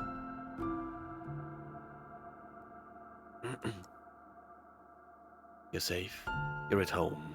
You've managed to put an end to their schemes, the kidnappings, and all the lies. You escaped, but you're still under the spell of Innsmouth.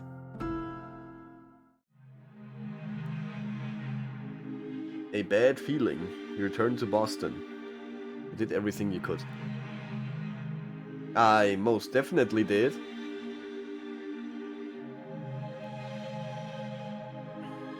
Okay, let's load the chapter again. Oh, we're kind of stuck at this chapter. How do I get away from here? TV, yes. It's all in the TV. Let's head to the beach bar then. And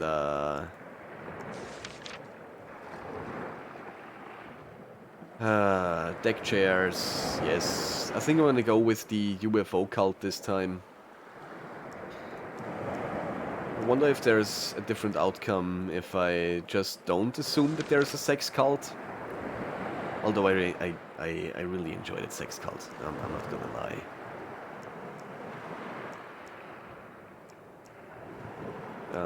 Warm hotel. To work the lights, please. A UFO sect. A UFO sect. These nerds are probably making crop circles in the sand. Sand circles, so to speak. What might the lights mean?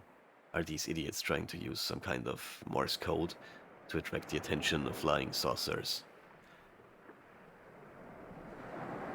You've arrived, somewhat indecisively. You stand on a sand dune and take in the spectacle.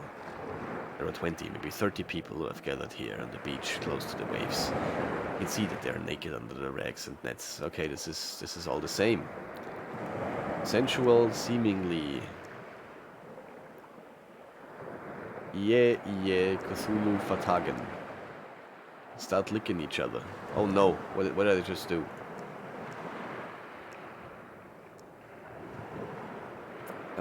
Men are walking in stilts. Yes, this is still the same thing. Whoa! I'm gonna cover my eyes.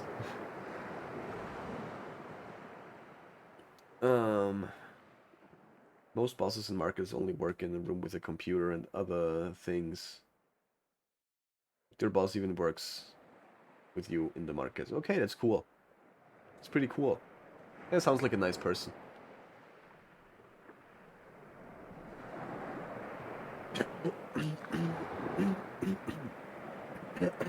I'm sorry.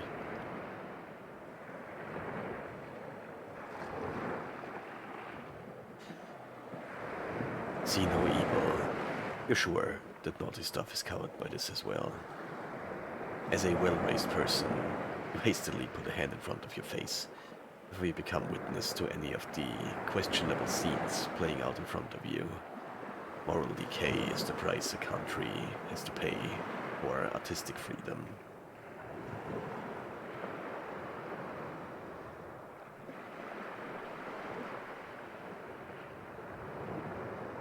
My boss said you couldn't come. Yeah, I mean, I see how this would be a thing. She has to do more work now. I didn't join them last time. Well, I did join them like last time, like last stream we played this. That was when I joined them, and I had a very interesting experience with one of them fish people.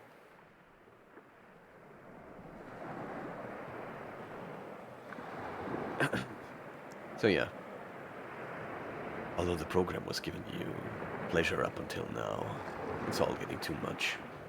Hopefully this is not the finale. There is something else after this orgy. You peek through your fingers a few more times. The people still aren't finished. Meanwhile, all the costume figures are rolling in the sand with the dancers. No one is singing anymore. The monotonous chant has turned into soft moaning. They're starting to get bored. After any exciting starts, the orgy quickly loses its appeal. Give the performance a maximum of 5 out of 10 C stars. Let's leave this place. Okay, you're done with this. Compliments to the amateur actors who are still lolling around naked with each other, especially given these cool temperatures. You can't wait to get into a warm bed. Let's just hope that by then these images will have disappeared from your mind and won't disturb your sleep. You pat the sand off your clothes and make your way to the hotel.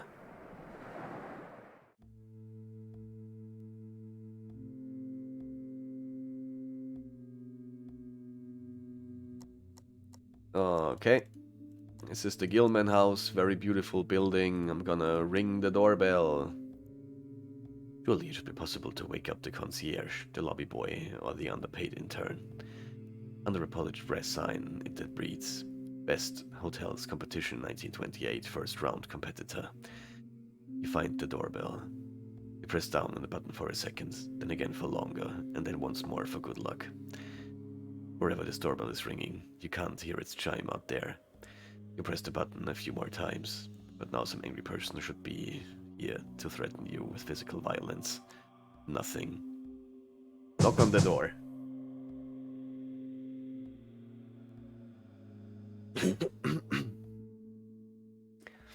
They've asked for this, hoping to make wake by...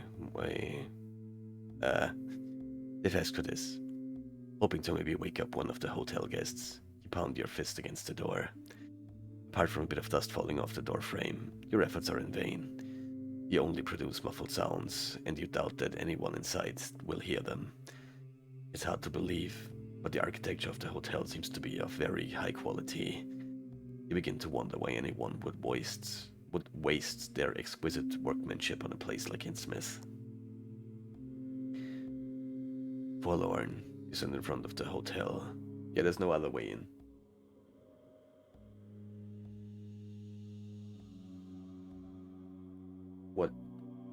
What a market is? I understood it. Yeah, I was just guessing that you're working in some sort of grocery store. I'm guessing.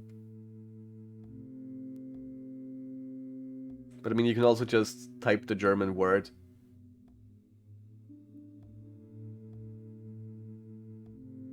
I guess. Just don't get used to it, but you can just type it in German if you... It's easy, I guess. It's hard to believe such a thing is possible these days, but the hotel really seems to be closed. No one is allowed in or out, for that matter. Do the guests know what they're locked in? That they're locked in the building overnight? Will there be another gormless tourist in an hour or two trying to get in just like you are now? Not actually your problem, you remind yourself. You turn around, leave the hotel behind, and you walk back to the street.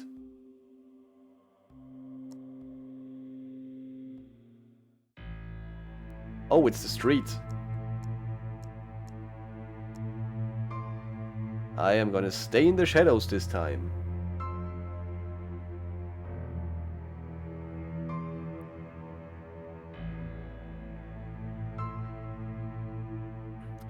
It's not necessarily the knives and the nets that make you worried. It's the limp that many of the villagers have, which makes you nervous. The people don't walk, they waddle, stagger, stumble, and shuffle with your upper bodies, with their upper bodies lifted up like malicious trolls in a fantasy film.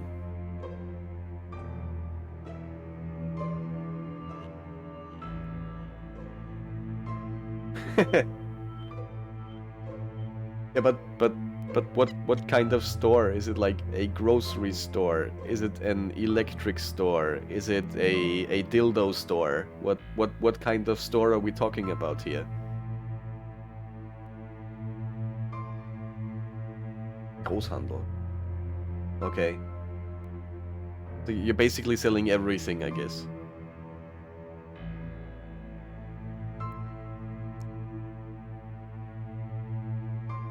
Yes, I see.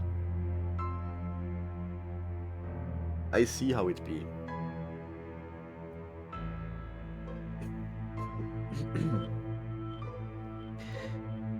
You have found refuge behind some old barrels in a narrow side street. You would love to simply huddle up there, but in the middle of the alley, you're without protection against the rain. The pitchforked mob still hasn't noticed you. You wonder what to do next.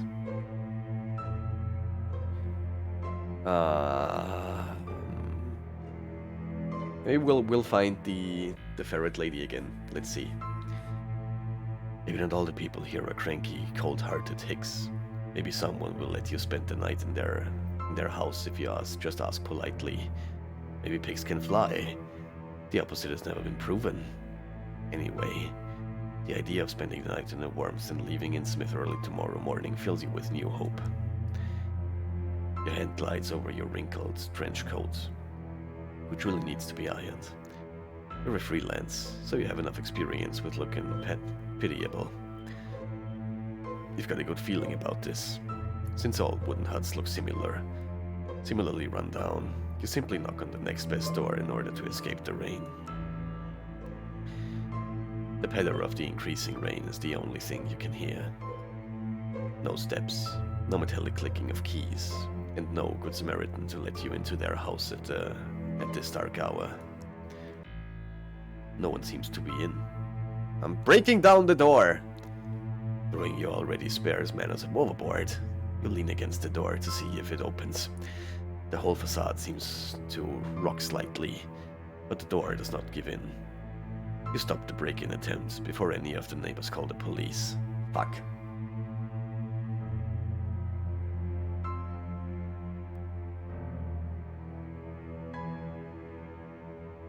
So everything from washing machines down to pickles? Okay, cool. Yeah, that sounds like a store where I would like to go shopping, I guess.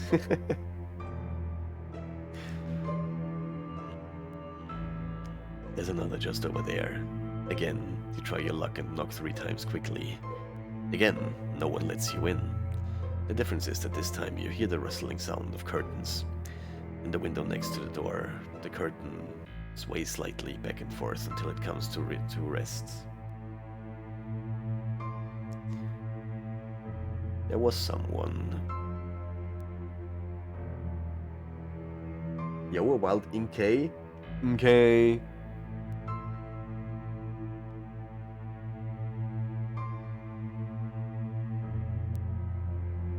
Only people with their own shop can buy something at us. I have 2 merch stores. Well, like Costco. Yeah.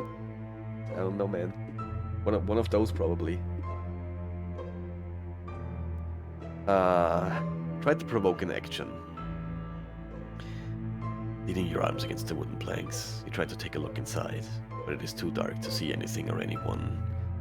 This is exactly the kind of cowardly attitude that has led this town into poverty and ruin. You hiss at the curtains, because somebody must be listening. Good deeds are what separates everyday heroes from common peasants. Good deeds like giving shelter to poor private detectives on rainy nights. You can't be sure that the occupant of this house has heard even one word of what you just said. Still, you feel a little better now. A creaking sound behind you makes you freeze. The door, right behind you.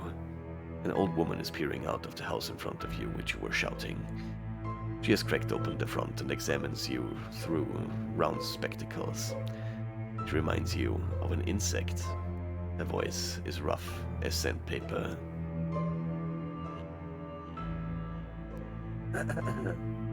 What do you want?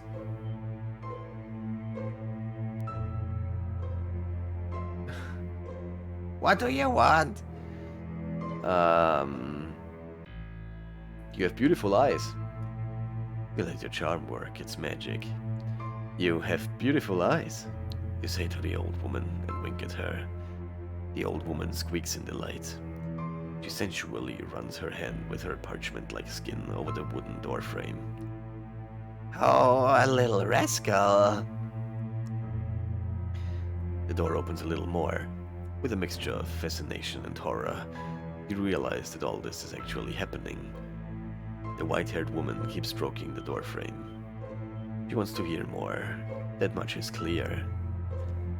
Are you going to keep flirting with the old lady so she'll let you stay somewhere warm? Why, certainly.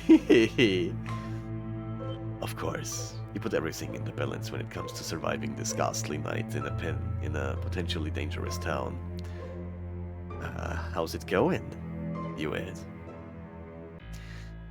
The old woman giggles like a teenager and purposefully takes a step to the side and motions for you to enter.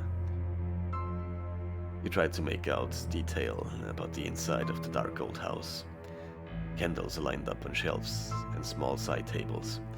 A lot of them are almost burnt down. At least to keep you from running into the furniture. The old woman drags you by the wrist into a small room, which probably holds the guest bed. The guest room is also lit by nothing other than candles. It looks far more inviting than the rest of the house. It is probably due to the light-colored wallpaper, which is covering the rotted wood. The white-haired lady has already sat down on the bed. She wants you to keep her company. Yes, of course I will join her. What else is there to say? The night works out okay. In the grand scheme of things, you soon find out that the woman's name is Ethel, because at some point she asks you to shout out her name. He has 8 children, all of whom have long since left them to go into the sea, but she won't go into more detail. You don't push her. You have other problems. You learn a lot about life that night. For example, that you're willing to do for a shelter and a warm meal. Or how agile 102-year-old women with hip problems are when they really want something. Late at night, you still lie awake. Ethel snores peacefully, her short arms wrapped around you. It's nice and warm. Your mind wanders too.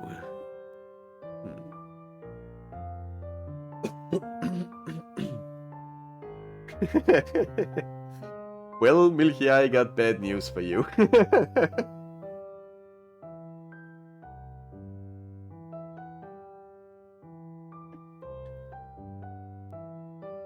Your mind wanders to the patrol outside.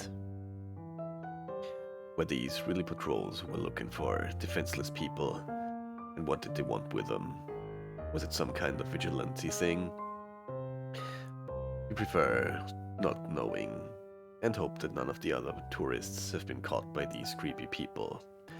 You close your eyes and snooze away.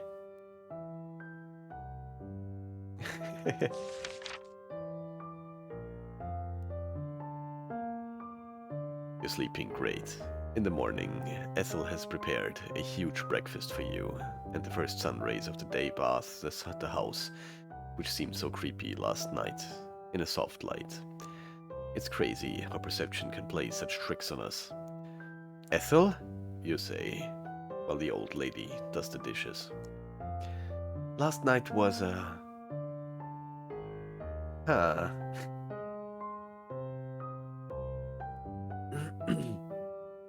Yes, most things are young compared to me, that is true. 102, that's nothing. I wasn't even a grown-up when I was 102. Didn't even hit puberty. That's how old I am. I was basically born at 102 years old. Last night was incredibly hot, you say, and wink at her. Ethel laughs loudly and pinches your cheek firmly. Thanks, kid. She replies, giggling, and turns back to the dishes. What? That's it? Pretty cool. Goddamn, this woman is so cool. She already drives you crazy. Her movements caused by her hip problems resemble a robot dance. You sincerely hope to be this cool when you're 102 years old. Let me know when you're back in town, kid. Are Ethel's last words before she slams the door in your face. The woman knows what she wants. Time to get out of here. It's a Sunday morning with no shady patrols and frog-like creatures lurking in the shadows. Every now and then you hear thoughts like, nice place, or not so terrible, creep up on you. The sunshine helps, definitely. A front of grey cloud is already lurking on the horizon, but the bright morning hours ease the paranoia from last night. What also helps is the fact that not a soul is out and about. If you looked like the people from Innsmouth, you probably also only venture out at night. With these musings, you walk through the old town and back to the city center. It doesn't take you long until you stand in front of the bus that will take you to take you and a handful of villagers back to Boston. It didn't go so badly. But what about the little girl? Oh boy.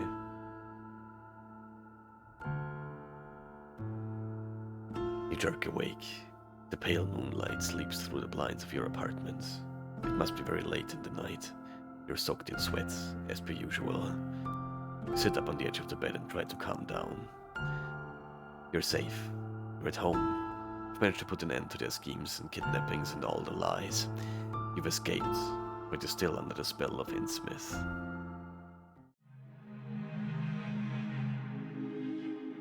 I did everything I could. Damn right I did.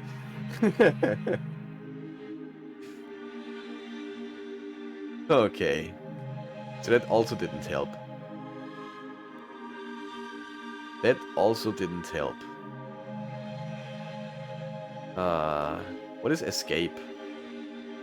What's Paya? Let's just load the Paya and see what's going on there. Oh, that's that thing. Yeah, I don't want to be here. I'ma start complaining.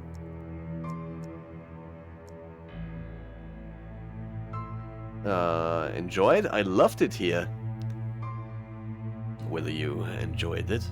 Enjoyed? I loved it here. You shout enthusiastically. The man blinks. What? But why? Yes, why precisely? The nice people, is your answer. The nice people with their sad faces, hunchbacks and other physical deformations.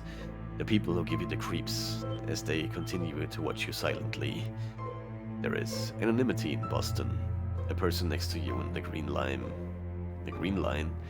could be on fire, and you wouldn't pay them much attention. Damn, the man whispers, as if impressed.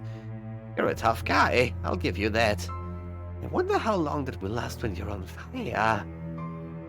Fire? Before you can ask a more detailed explanation, you are grabbed by the arms. Some fishermen have silently approached you without you noticing. They jerk you up in the air and carry you over to the square. After you're just a few yards, they show you down. The ground they're walking on seems less solid. You're standing by the stake, yes. Try to loosen the shackles. You tug on your ropes, twist and turn your wrists as far as you can. No luck. The handcuffs are not even particularly well attached. You can feel their loose fit. It's just that they're strong enough to hold someone like you. Finally, about time, someone shouts from the audience. Quiet! The hour approaches.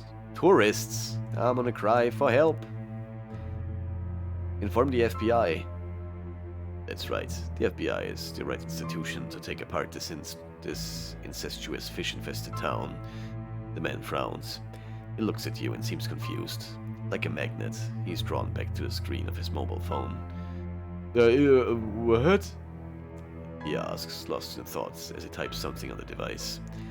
This is not going well. A tourist stands in amazement before the stake. Is this one of these medieval games? Yeah, sure. Listen to the villagers' conversations. We have to overpower them somehow. It's the first thing you can make out. A thin man in a striped wool sweater and tattered trousers speaks to Abraham. The man nervously rubs his arms, his bulging eyes darting back and forth between his friends and the group of tourists. I mean, all these pictures. What if any of this gets out? I can read sometimes, I swear.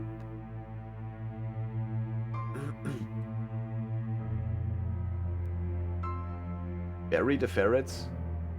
Is there a lot of ferrets in a trench coat and they call themselves Barry? Not a grandma hunter, I'm a lolly hunter.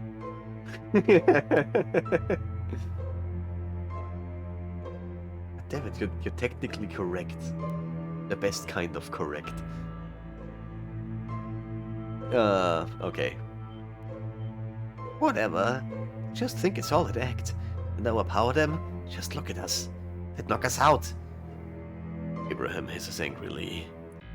If you compare the illustrious mix of healthy and well-fed tourists with the hunchbacked, scared people from Innsmouth, there is no doubt who would win the fight.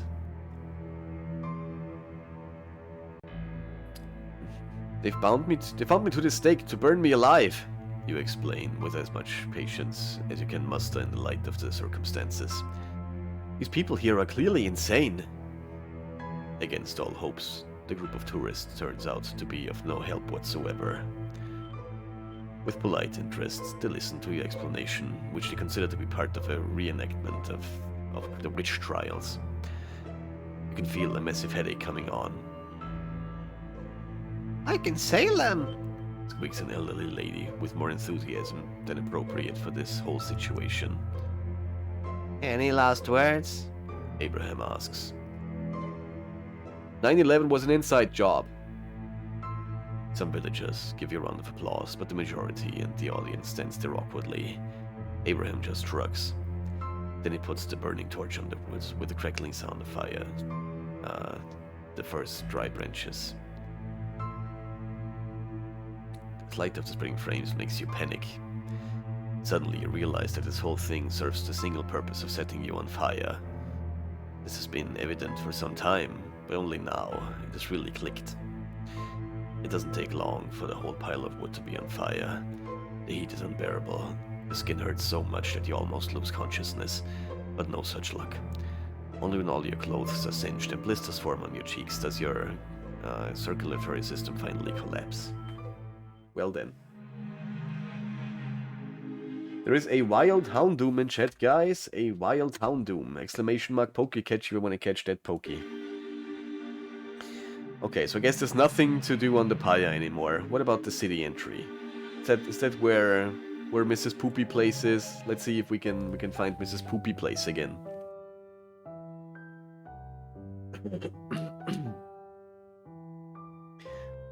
Finally, Innsmouth. You examine your surroundings while you stretch your legs and trying to unwind from the stressful journey. No artist could have adequated.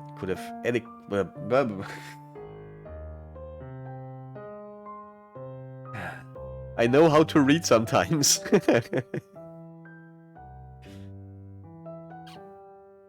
No artist could have adequately captured the serenity and beauty of this place. A clear blue sky lights up the town square, which is paved with bright limestone and surrounded by neo-colonial buildings reminiscent of a 19th century New England.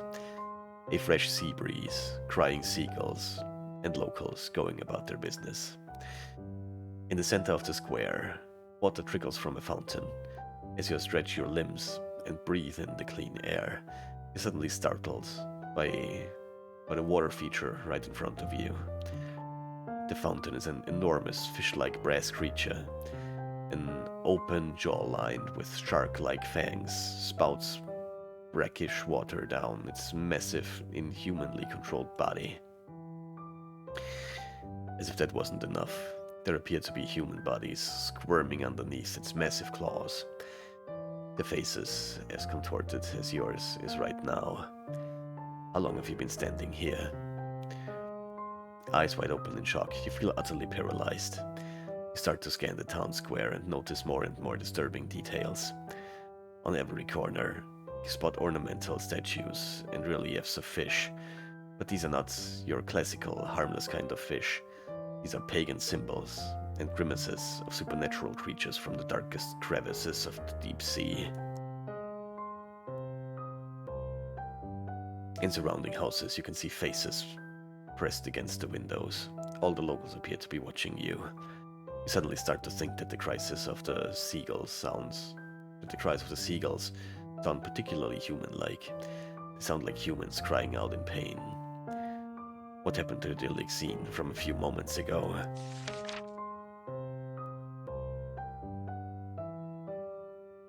Welcome to Innsmouth! Yes, there she is. Welcome to Innsmouth! How nice of you to visit! A small elderly woman waves at you from afar.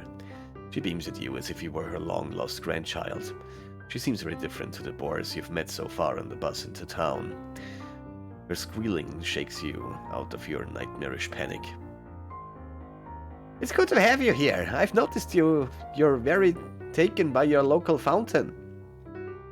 It was built in 1704 by Abdul Necrotics, favorite artist and friend of Charles Dexter Tillinghast, the founder of Innsmouth. The central figure was a present, and it was possessed. Yes, of course. It was supposed to commemorate the travel together to Cairo. You can clearly see the Egyptian influence in Necrotic's work. Here and there. She points wildly in every direction. And here.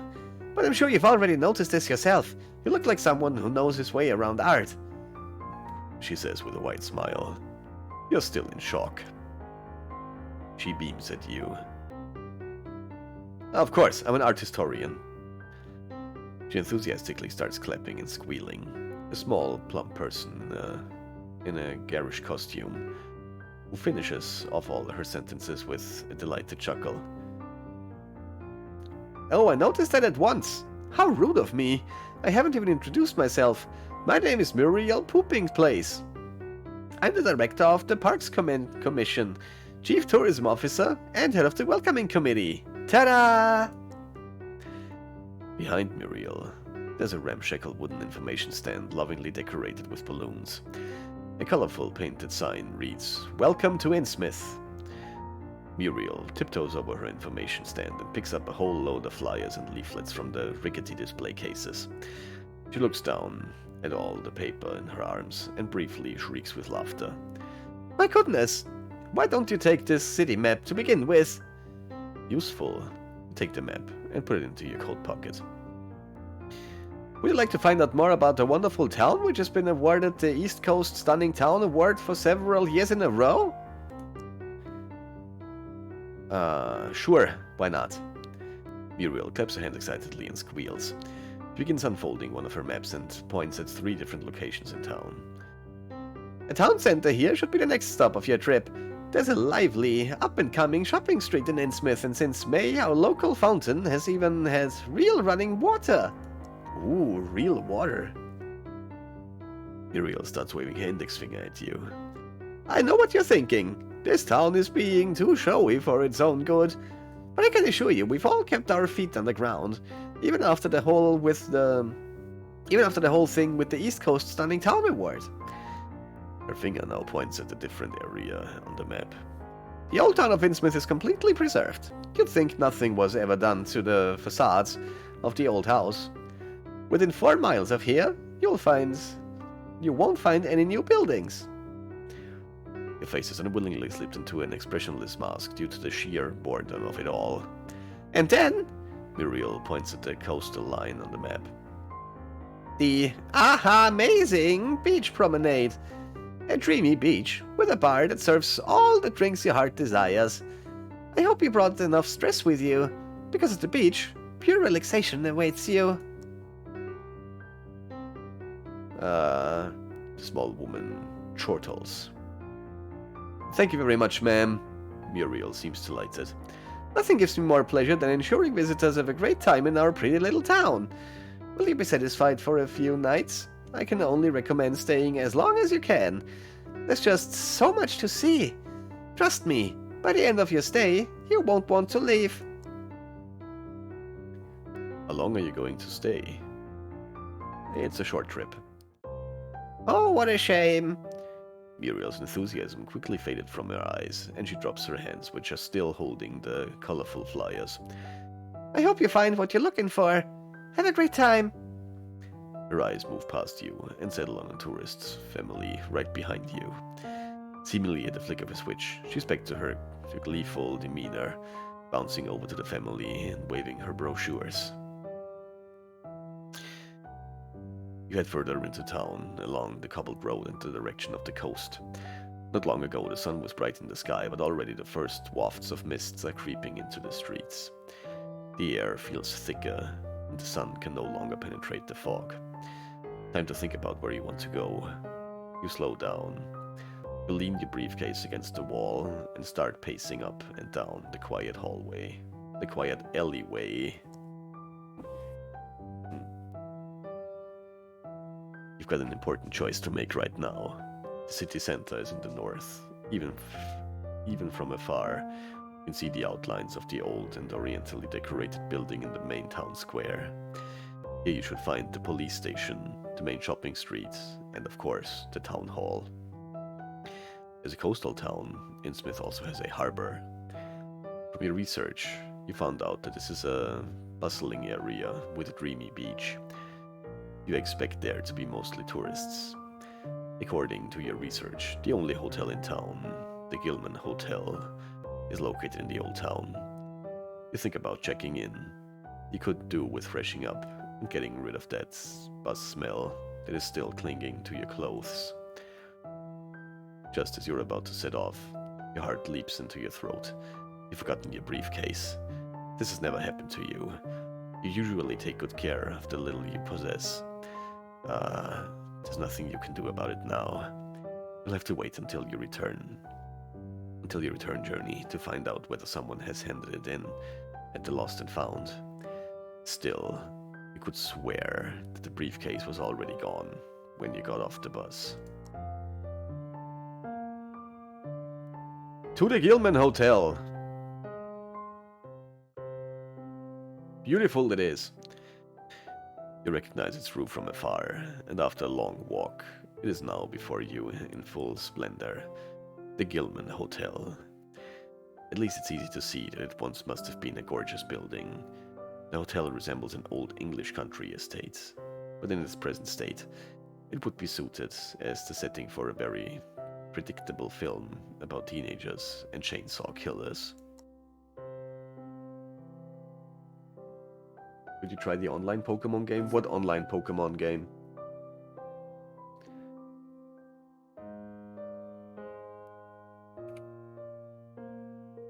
There's several of them.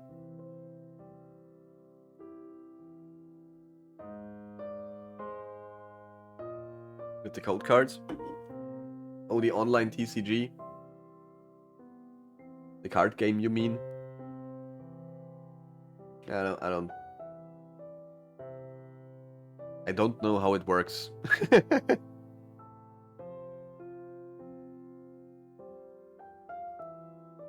I mean, probably give it a try before you use all your code cards. But yeah, sure, why not? Maybe it's fun. I think I'd rather play MTG Arena, that is. But yeah, I mean, sure, why not? I also have a shit ton of codes here, and nobody redeems them anymore. I don't know. Wild and withered ivy has a firm grip on the walls and obscures the details of the richly decorated facade. A gallery of gargoyles melted into unreal shapes by acid rain and acidic pigeon droppings lines the roof. The many window panes have been neglected for years. Only in a few places has a small area been wiped clean in order to see outside. There are 2 cars in the parking lot. A vintage car with a large rust spot on a large grey van. The kind of van you've always been warned about as a child. Inspect the cars. You look around again, just to make sure that the people who own the cars aren't hiding somewhere with their shotguns at the ready. The coast is clear. First you walk over the antique car. Well, you're the car experts, but the car looks antique. To you anyway. Both seats inside are made of white leather. A bit tacky. Turn away from the antique car and look towards the van. No writing on the side. A regular registration plate. The windows in the front blacked out. Hang on. You have a brainwave. Maybe this is the van into which poor Tabitha had been pulled when she was kidnapped. When she was lured into the awful fate by sweets and lollipops. That sounds completely plausible. Of course, it all makes sense. In all likelihood, you've just managed to find the actual kidnapper. The seed of all that evil and wrong in this case. And all you had to do was book a hotel room and stare at cars. You're a natural. Now, all you need is some proof. What's the plan, Stan? Try to get into the boot. Yes. Of course, whatever it is that you've been looking for must be in the back of the van. Excitedly, you walk around the van. Sadly, the door is not open. That would have been truly lucky. Full of optimism, you try to handle to see the door has been left unlocked. There's noticeable resistance when you turn the handle. Damn, you won't get in without the car key. You walk back to the stand in front of the... stand in front of the bonnet of the van. Smash the window! A brilliant idea. Your brain is running at full speed while complimenting itself for its ingenuity. A good day indeed. What's the best way of smashing in a window? With your elbow, like they do in the movies. All your heroes from the 80s and 90s action movies get right into it when they have to collect evidence. Yes, in order to expose a child trafficking ring, an investigator sometimes has to operate within the gray area of the law, whether they like it or not. And you're all for it. So much so that you lift your arm up high and smash it right into the window. Silence. There is a short, muffled noise when your elbow hits the extremely resistant window glass. Then, silence. An agonizing pain. You stagger back from the still intact window, and soon you start jumping around in a circle, cruising Bruce Willis' manly biceps. What? Still intact window, and soon you start jumping around in a circle, cursing Bruce Willis's manly biceps. That makes more sense. Yes. It feels as if someone has wrapped barbed wire around your arm. That could have gone better. There's a wild chuppet in chat, guys. A wild chuppet! Exclamation mark pokey catch. You want to catch that pokey. You roll up your sleeve. Little red dots have already begun to cover your elbow. It's going to be ugly for a while. Congratulations. You've almost crippled yourself. The pain in your arm, still throbbing and slowly fading, has ruined your mood. Stupid, ugly car. Slowly, cracks appear in your reasoning. Aren't these kinds of handyman cars often parked in front of hotels when they're performing maintenance jobs? You've stayed in this parking lot long enough. You don't want anyone else to call the police on you. Maybe you should just go and book your room. You really hope the inside of the hotel has been looked after a little better than the outside, but you're quickly disabused of the notion. The massive wooden door is difficult to open. Shouldn't the staff be doing this anyway? With a loud creaking sound from the hinges and an exhausted puffing and panting from your parts, you manage to open the door and enter the lobby of the Gilman house. You wonder if guests are even welcome in this place. The room is sparsely lit. There are impressive chandeliers hanging from the ceiling, which if working would perhaps not quite give the grand hall back its original splendor, but at least convey more warmth. Your first steps tell you that there are rotten floorboards hiding under the thick carpet.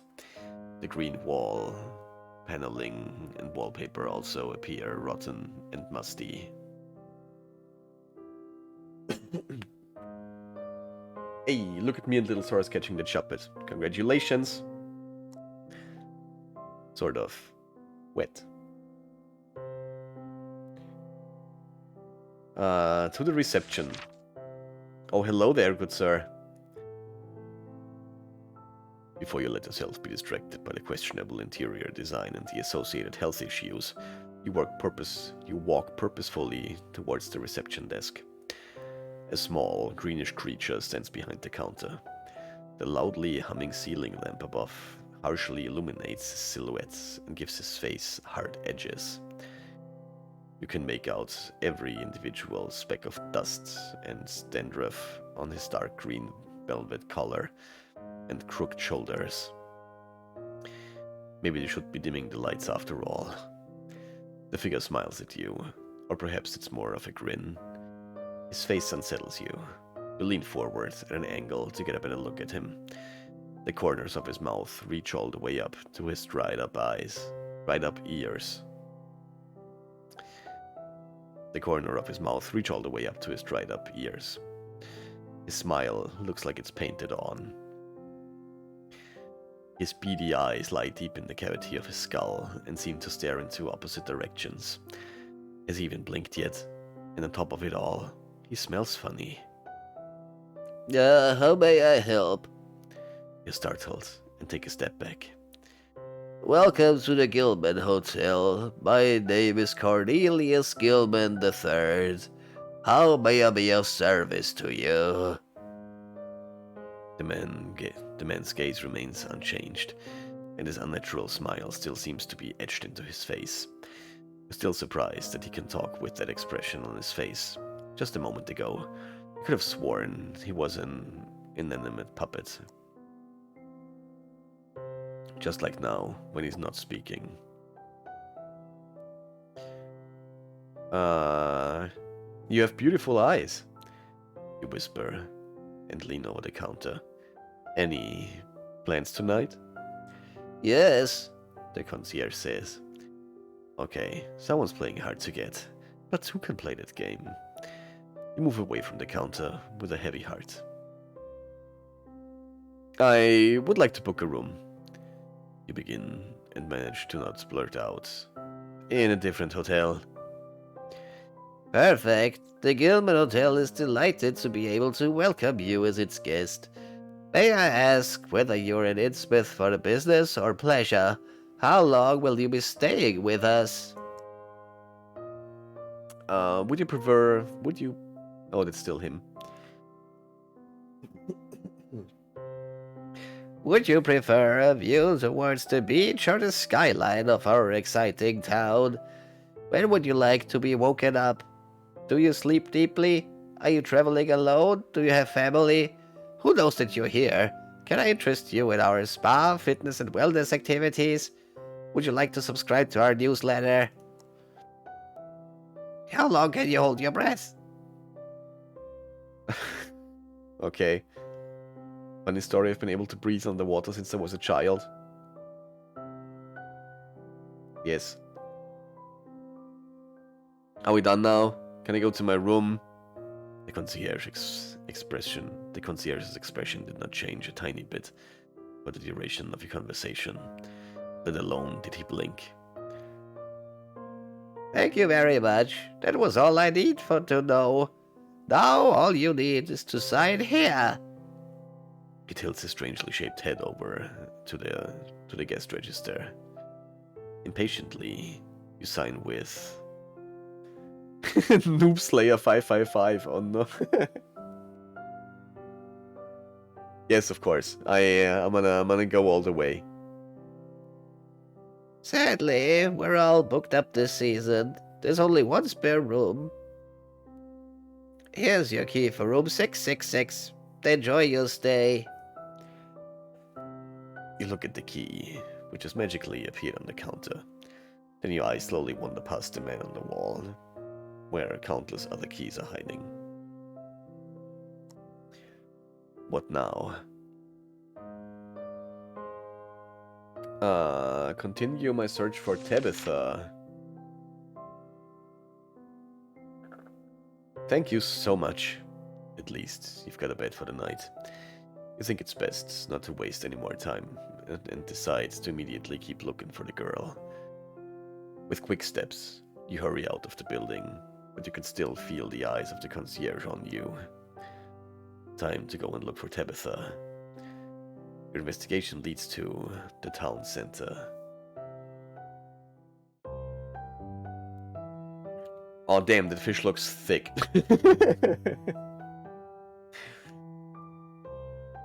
Innsmouth Town Square, the beating heart of the city, a big attraction for local tourism.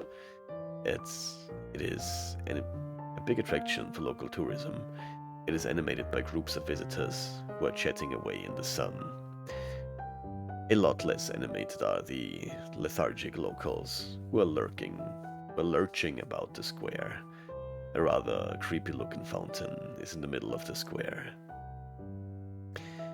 A gigantic fish-like stone statue stretches its claws towards the sky, with water flowing out of the menacing jaw. The water sprays into the air, providing a refreshing breeze to the tourists sitting around the edge of the fountain. Looking at it closely, it all rather looks like a giant, drooling fish monster. The square is surrounded by handsome old buildings, although the side street revealed the true Innsmouth. Crumbling facades just far enough away for the average tourist doesn't notice them immediately. Yeah, this is totally not like my city. There is no. I would never have crumbling facades and other maybe not so good looking stuff just outside of the views of the tourists. Why would I do that? That sounds unreasonable.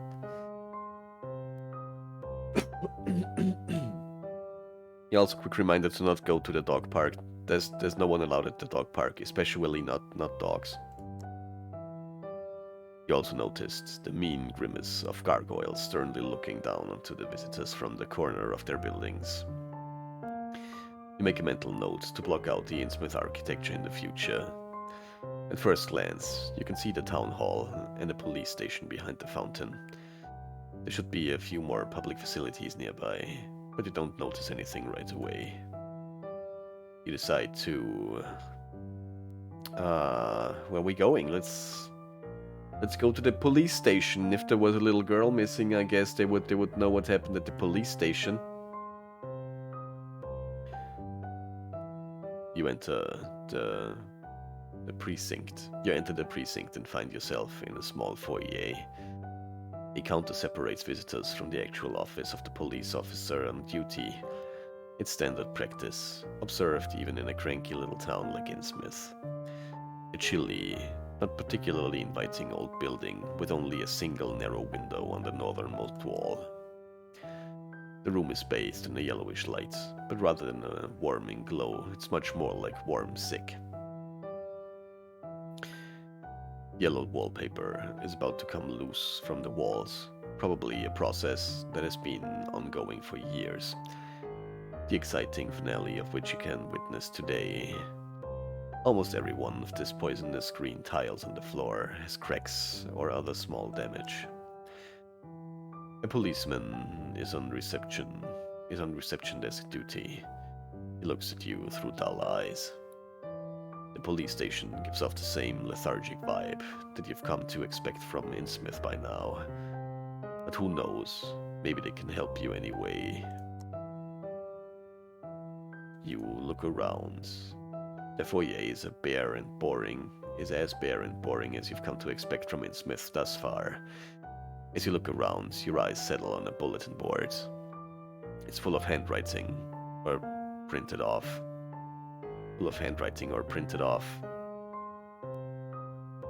Wow, are these all missing person reports? The guard looks at you intently. Keep looking at the bulletin board. The number of flyers on the boards is overwhelming. Most of the many smiling faces you can see were photographed during a happy moment on the pleasant holiday. No doubt far away from home. Then you notice something really peculiar. The phone numbers.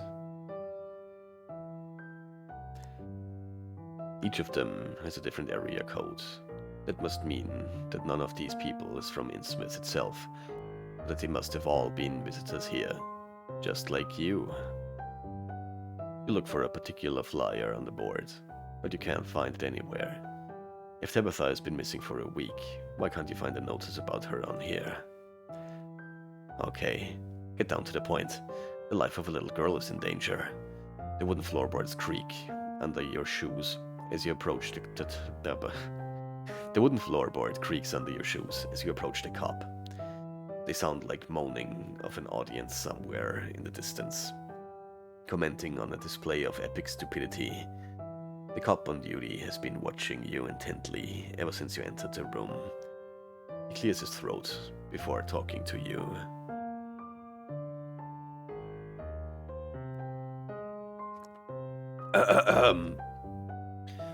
So, you want to file a missing person report?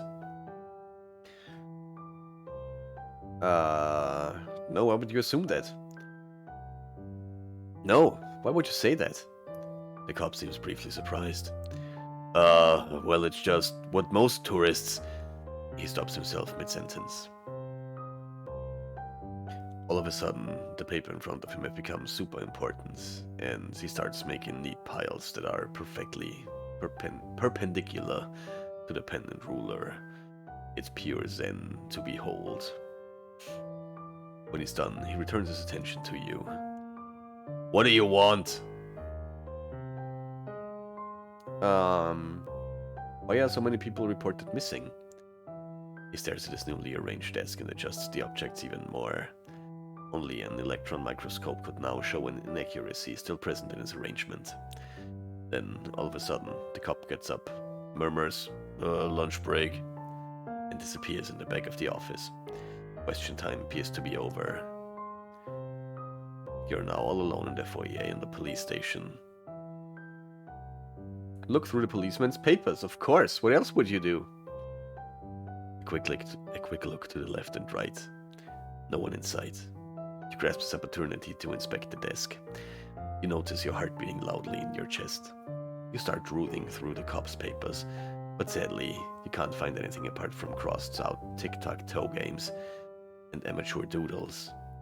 A worrying amount of people are strung up on gallows. He's definitely not made any recent notes that you'd consider useful. Hey, there's a wild crawdaunt in chat, guys. A wild crawdaunt. Exclamation mark, pokey, catch to catch that pokey. It tastes delicious, but it smells like shit. Why did the man have 18 cucumbers on his shopping list? Disappointed, you step away from the desk. You keep looking around. Initially, upon inspection, the foyer didn't reveal anything new. Behind the entrance door, in a blind spot, you notice a yellow poster with a slogan. Bouncer, the police dog says, paws off the drugs. Underneath, there's a faded drawing of the dog riding a unicorn over a rainbow. You can't help thinking that the poster has a contradictory message. You look up the ceiling and notice a CCTV camera you hadn't spotted when you entered the station. Normally, you'd expect this in a police station, but this is the first object in the room, fabricated after the turn of the century. Lucky for you, you notice the camera before doing anything stupid. Oh, wait. From the room next door, you can make out some sort of commotion, rustling, and voices, and suddenly a door opens. Several cops enter the room. All eyes are trained on you. I can explain this. You say, and preemptively raise your hands, although no gun is being pointed at you. Your intuition is, you have to admit it, usually pretty useless, but something's stirring right now and all signs pointing to danger. These people are not here to help you. They're watching you and trying to trip you up. The cop you were talking to earlier has dropped his apathetic facade. He now reminds you of a shark circling a broken shark cage, with you inside the cage. Oh really? Go ahead, sunshine, he says with a malicious grin. What are you doing just now? Obtaining unauthorized access to police What are you doing right now? Obtaining unauthorized access to police documents is a crime. I need to find the missing girl? No reaction. The cops exchange glances and then collectively start laughing out loud. The kind of scornful, derisive laughter that spells trouble. As if reacting to some sort of silent signal, they all start moving again and start surrounding you like a pack of hyenas. The undertrained part of your brain responsible for logical thinking starts whirring. Are these policemen actually making fun of you? Are they in on the whole thing? Before you can pursue this line of thought, something hits the back of your head. This is oddly familiar.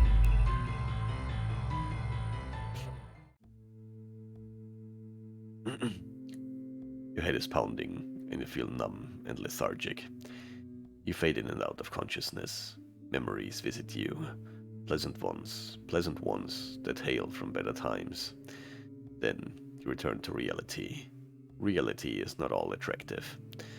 When you open your eyes, a flickering source of light blinds you. You carefully stretch your arms and legs, still unsure of where on earth you are. Are you dead? No. Your gaze wanders over the metal bars in the stone wall, into which those who come before you have carved messages. You are lying in a cell, although the word cell doesn't quite capture it. These are more like cages, which are separated only by thin metal bars. No cot, no toilet. Damn it, they didn't even give you a bucket. Someone must have given you a good beating from your scrapped cheeks and hands. You deduce that you were dragged here afterwards. In the cell to your right is a woman, with her back against the wall. Into the cell to your right is a woman, with her back against the wall. To your left, an unconscious young man, with disheveled hair, lying face down. You look around the cell. Inspect your surroundings. You get up and knock the dust off your coat. A quick rummage through your pockets confirms your worry. All your belongings were taken before you were incarcerated here. Your cell neighbor pays no attention to you. She sits on the floor with her knees bent, her arms wrapped around her legs, her gaze directed stoically into the distance. What is she looking at? The only door leading out of the crypt.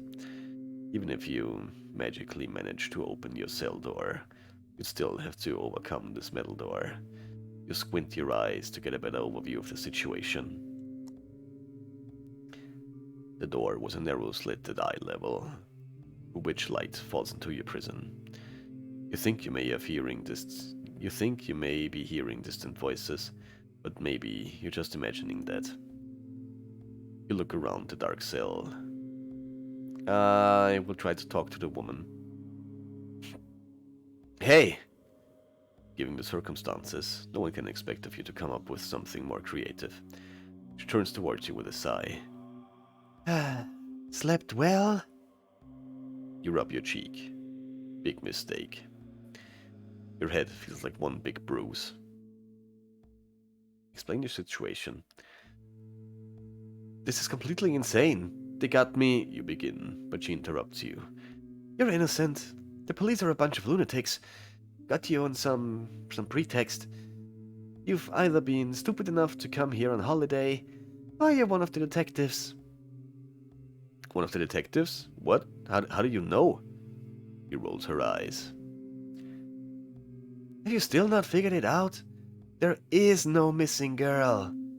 A desperate father or a worried mother shows up somewhere, asking for help. That's how they lure people here. Like me, for example. A brief smile on her lips. So simple. So efficient. Who are you? You blurt out.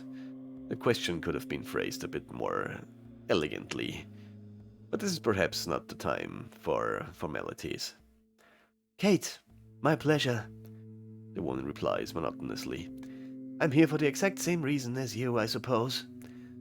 She listlessly starts imitating a falsetto voice.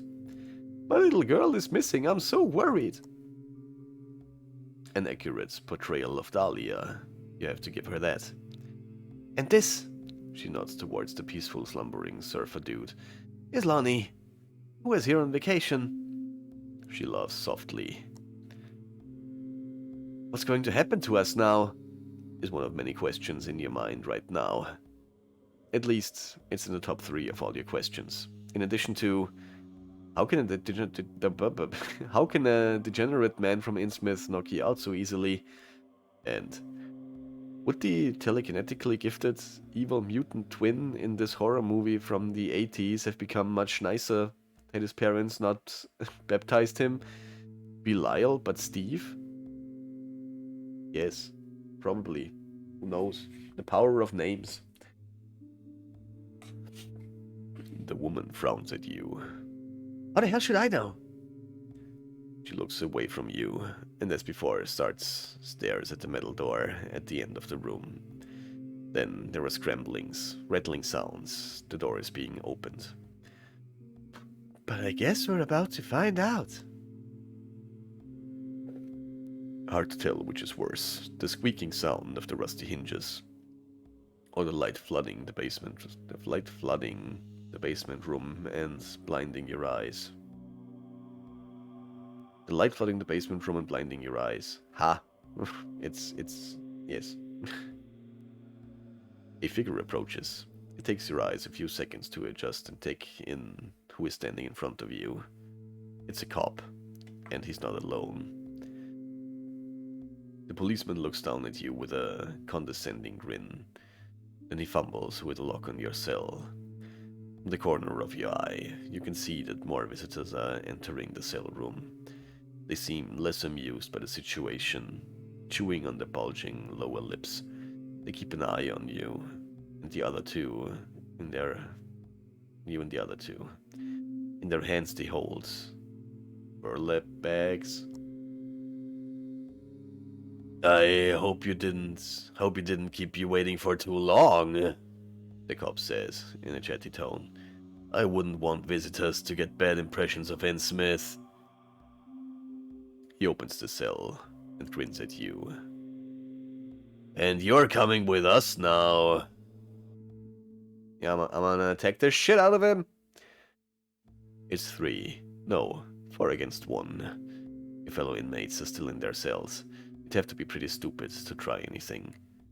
But you are pretty stupid. You wait until Kate's cell is unlocked. The main cop is now focused on her. Now, your time has come. The already insecure cop next to you doesn't even have time to defend himself. Fueled by the anger of the righteous, you ram your elbow against his forehead, and he goes down. Everything is happening very fast, but not like you planned it. Against your expectations, Kate doesn't join in the fight. Instead, she looks at something behind you with a worried expression. Of course, there were 2 henchmen. Everything goes black. Again? This is happening again? It is when the car races down the 3rd cobblestone road at your stop that you stop being able to tell how long you've been in the car. You also stop counting the number of bruises you've acquired on this trip. By now, you've also given up trying to get into the upright position. During the ride, you keep bumping into Kate and the dopey surfer guy. He seems to have woken up from his nap by now, and every pothole the car drives over, he enthusiastically shouts, "Party!" or "Woo!" from inside his burlap bag. Your personal eternal vengeance list has been replaced by a wipe Innsmouth off the face of the earth plan, which seems far more doable and pressing. The car ride seems to go on forever. I'm gonna talk to Kate. As you lie there, Bound, gagged, and hooded in the darkness, it occurs to you that this is the perfect opportunity to get to know the woman next to you better. As your gagged bodies roll back and forth on the shaky ride, you ponder what to say to her. You clean your throat. So you're also a private investigator? Yep. Kate enthusiastic. Kate enunciates the P very clearly. In your experience, that's never a good sign. And did you manage to find the girl? Did you spend the night with Mrs. Marsh? What?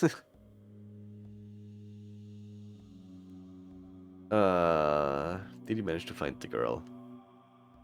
And, did you manage to find the girl? You ask in the darkness.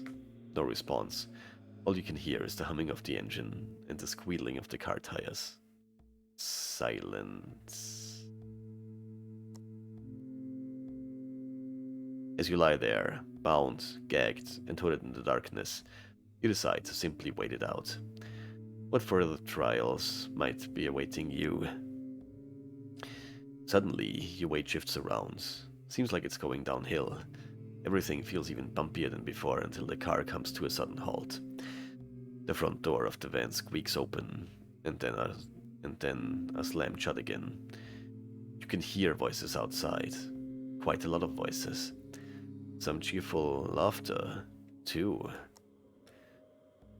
The door to the back of the van is now being unlocked. People shout, "Go! Go! Go!" And several hands grab your cuffs and drag you out of the van.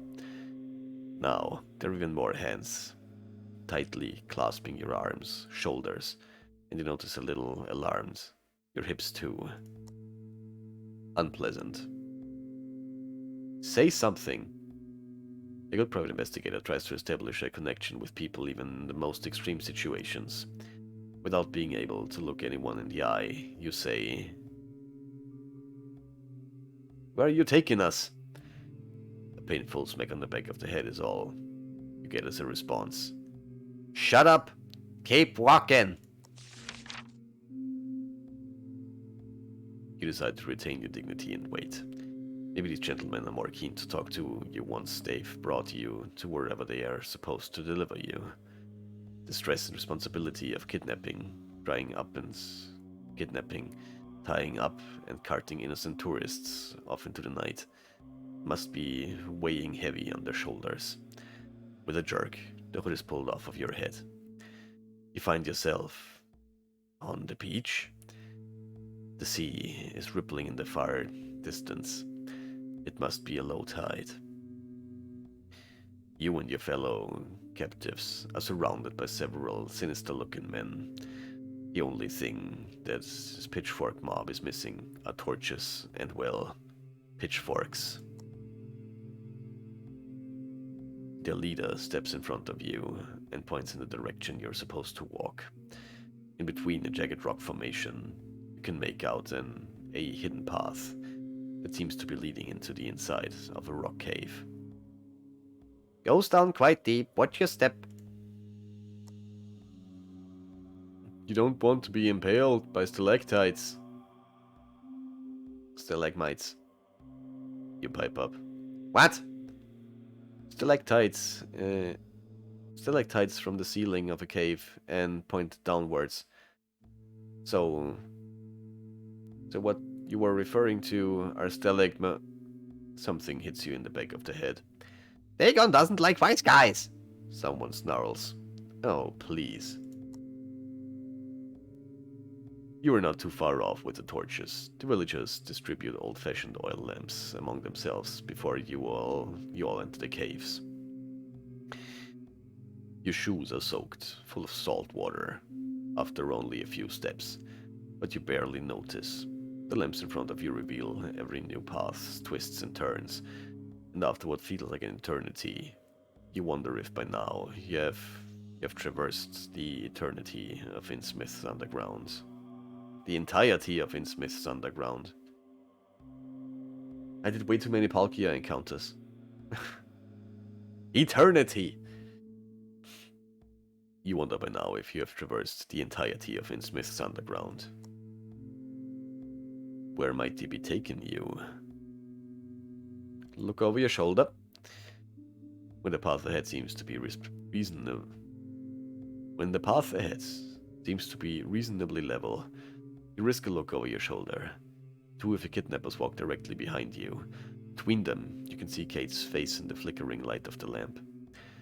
Her serious, impenetrable facade has cracked, and you noticed visible concern on her face as she stares into the darkness that lies ahead. Before you can make out Lonnie anywhere, the people walking around you push you. Look to the front!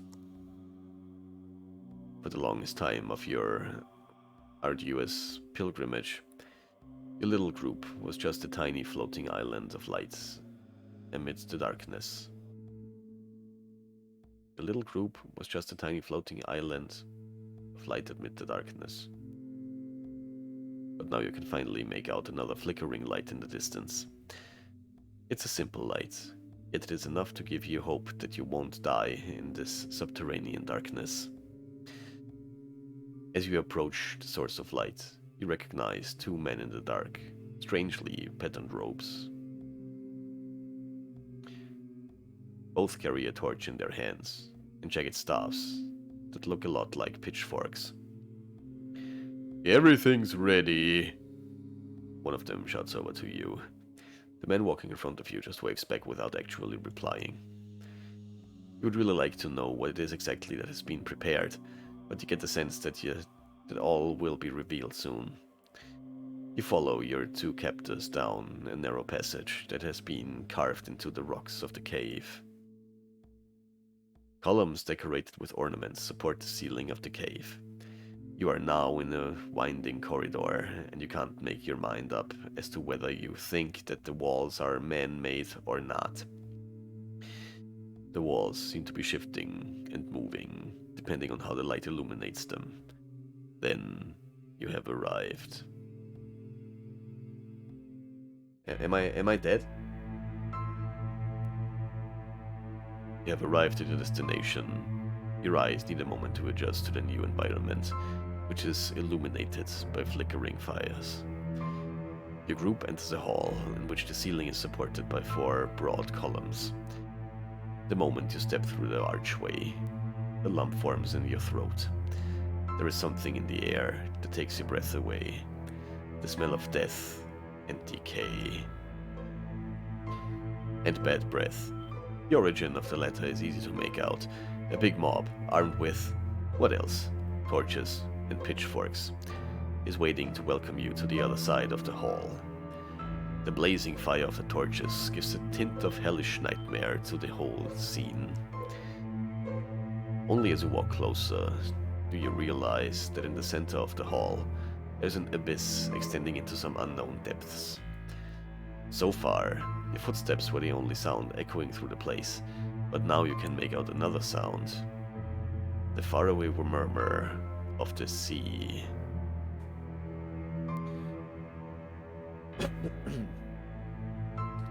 Calculate your flight opportunities. You're still surrounded by your captors. The room in which you find yourself offers you only 3 escape options. First of all, of course, the corridor from which you've just come.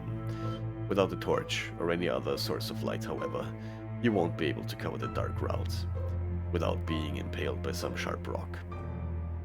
The Innsmouth mob must have come here via a different path. Behind the gleeful-looking hordes facing you, you can make out a black gate. This path looks much less dangerous, but unfortunately, there are a lot of dark figures in the way. Option number 3 gives you a queasy feeling in your stomach. It's the dark abyss in the middle of the room, which seems to flow directly into the ocean. What am I doing in the ocean? Again, it wasn't on my list for this week. You keep on walking. Try to look for the others. You search for familiar faces, but you can only make out the moronic grimaces of your kidnappers. Someone jostles you impatiently from the side, and you march on towards the mob. It's eerily quiet. Under the watchful eyes of the creepy creatures, you're being led into a raised platform. You risk a look down. You risk a look down into the abyss. Estimate its depth, but you can't see the bottom.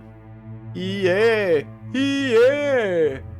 The crowd cheers and waves the torches. Vertagen!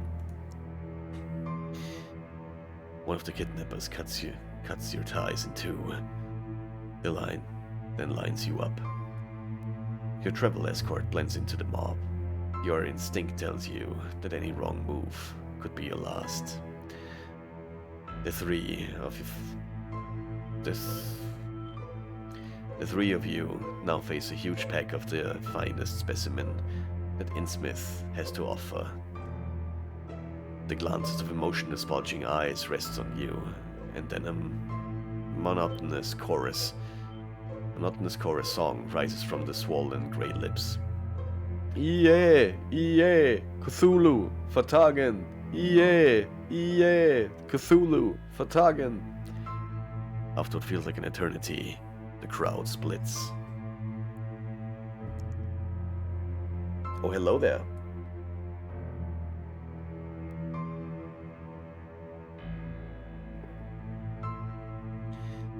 From its midst, a tall figure in a black robe emerges and slowly approaches you. The villagers look at it with awe. Time seems to stand still as the mysterious figure walks towards you. Ie, Cthulhu, Vertagen, the villagers croak. A stocky figure with a receding chin follows closely in the shadow of the mysterious stranger. You have seen many of this kind today. The hooded figure remains silent. Instead, his helper takes the floor. Ie, Cthulhu, Vertagen. It echoes through the hall again. The swollen, milky eyes of the little man wander over the assembled crowd, whose chants become quieter, with each repeating, Ie. Brothers and sisters, the man begins to say. Dagon will be grateful for you coming in such large numbers today. Today's sacrifice is led by... The rope bearer behind him spreads his arms. Gary! Cthulhu! A collective moan comes from the crowd. The roped figure drops his arms limply. His helper looks at him in disquiet, then limps back into the anonymity of the crowd. The hooded man puts his hand on his lips. Seriously, guys? Seriously? Lets the question linger for a bit. Do you think this attitude is helping when trying to run this show? Do you think I enjoy this? I agree with Gary. Good moderation is partly dependent on the audience, you pipe up.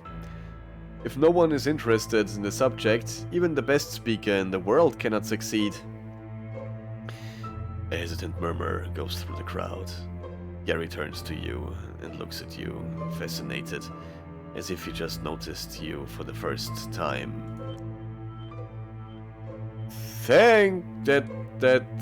Thank you. He points at you. Precisely that.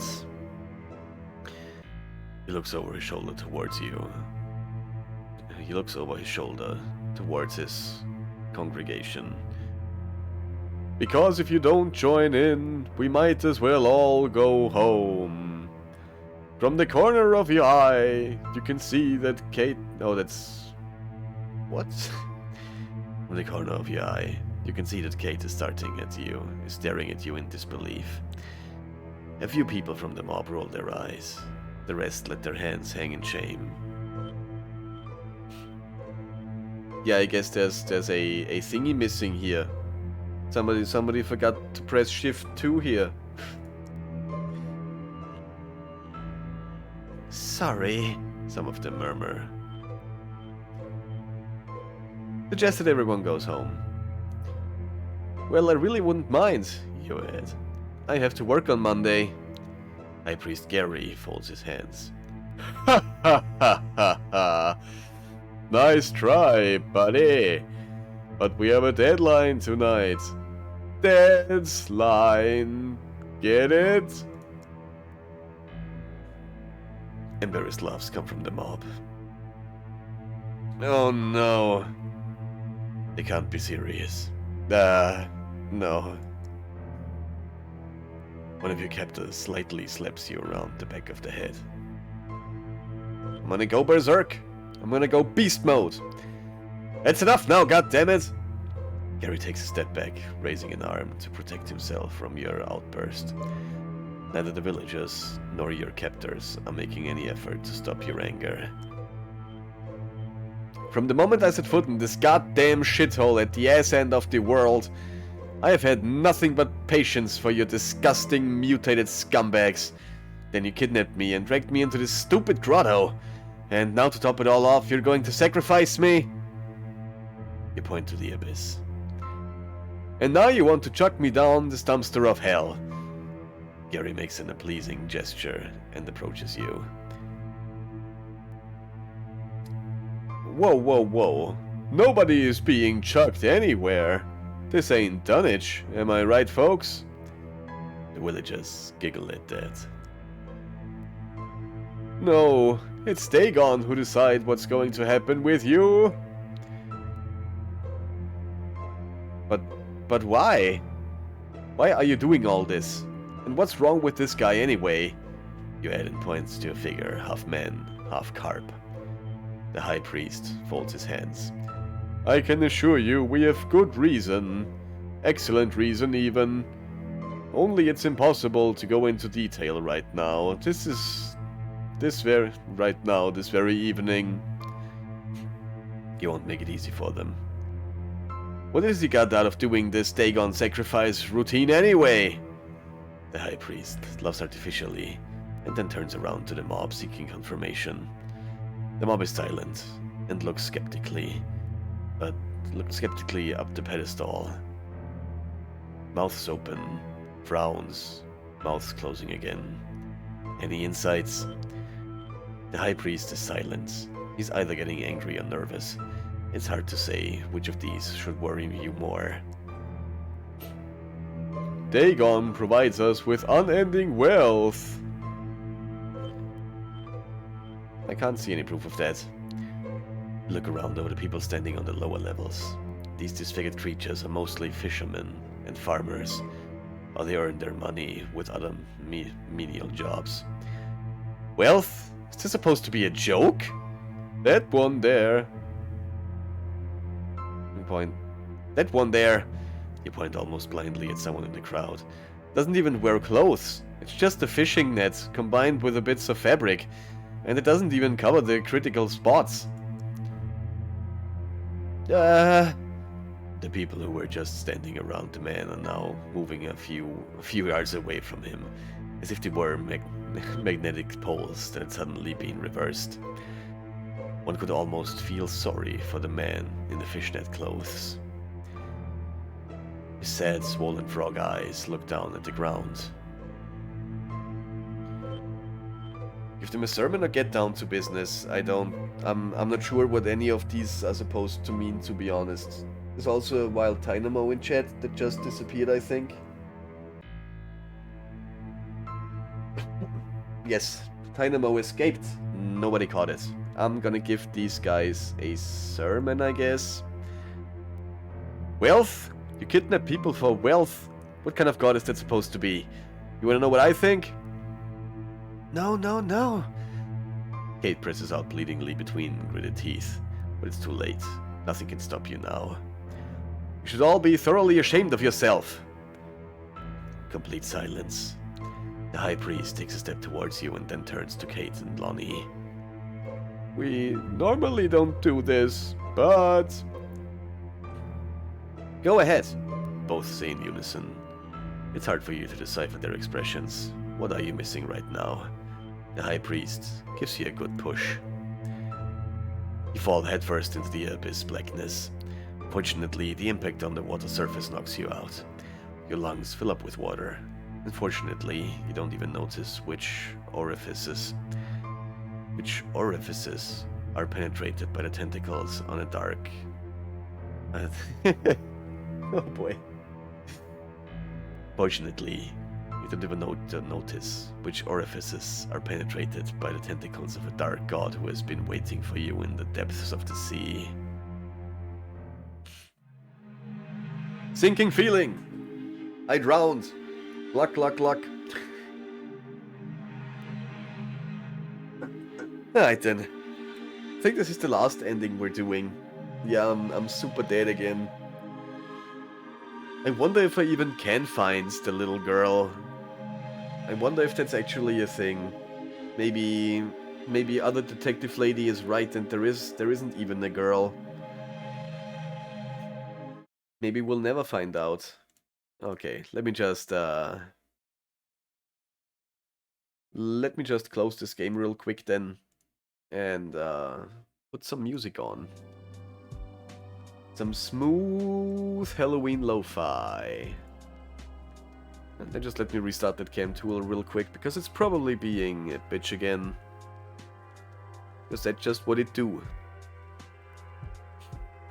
But yeah, I hope you guys had fun. I hope you guys had as much fun as I had fun. And yeah. I am very much looking forward to playing this again, honestly. It's fun. Yeah, also, I just want to say preemptively that we're not playing Darkwoods on Sunday, because there's a Halloween update for Cult of the Lamb. So we're gonna see what that is. And then maybe still play Darkwood, but probably not. We'll see. We will see. But now we're opening Pokemon cards. Anybody got any energy guesses? What do you think the energy is that is in this pack? Could be anything. Could even be Dragon. Could also be V-Star. I don't know. How am I supposed to know?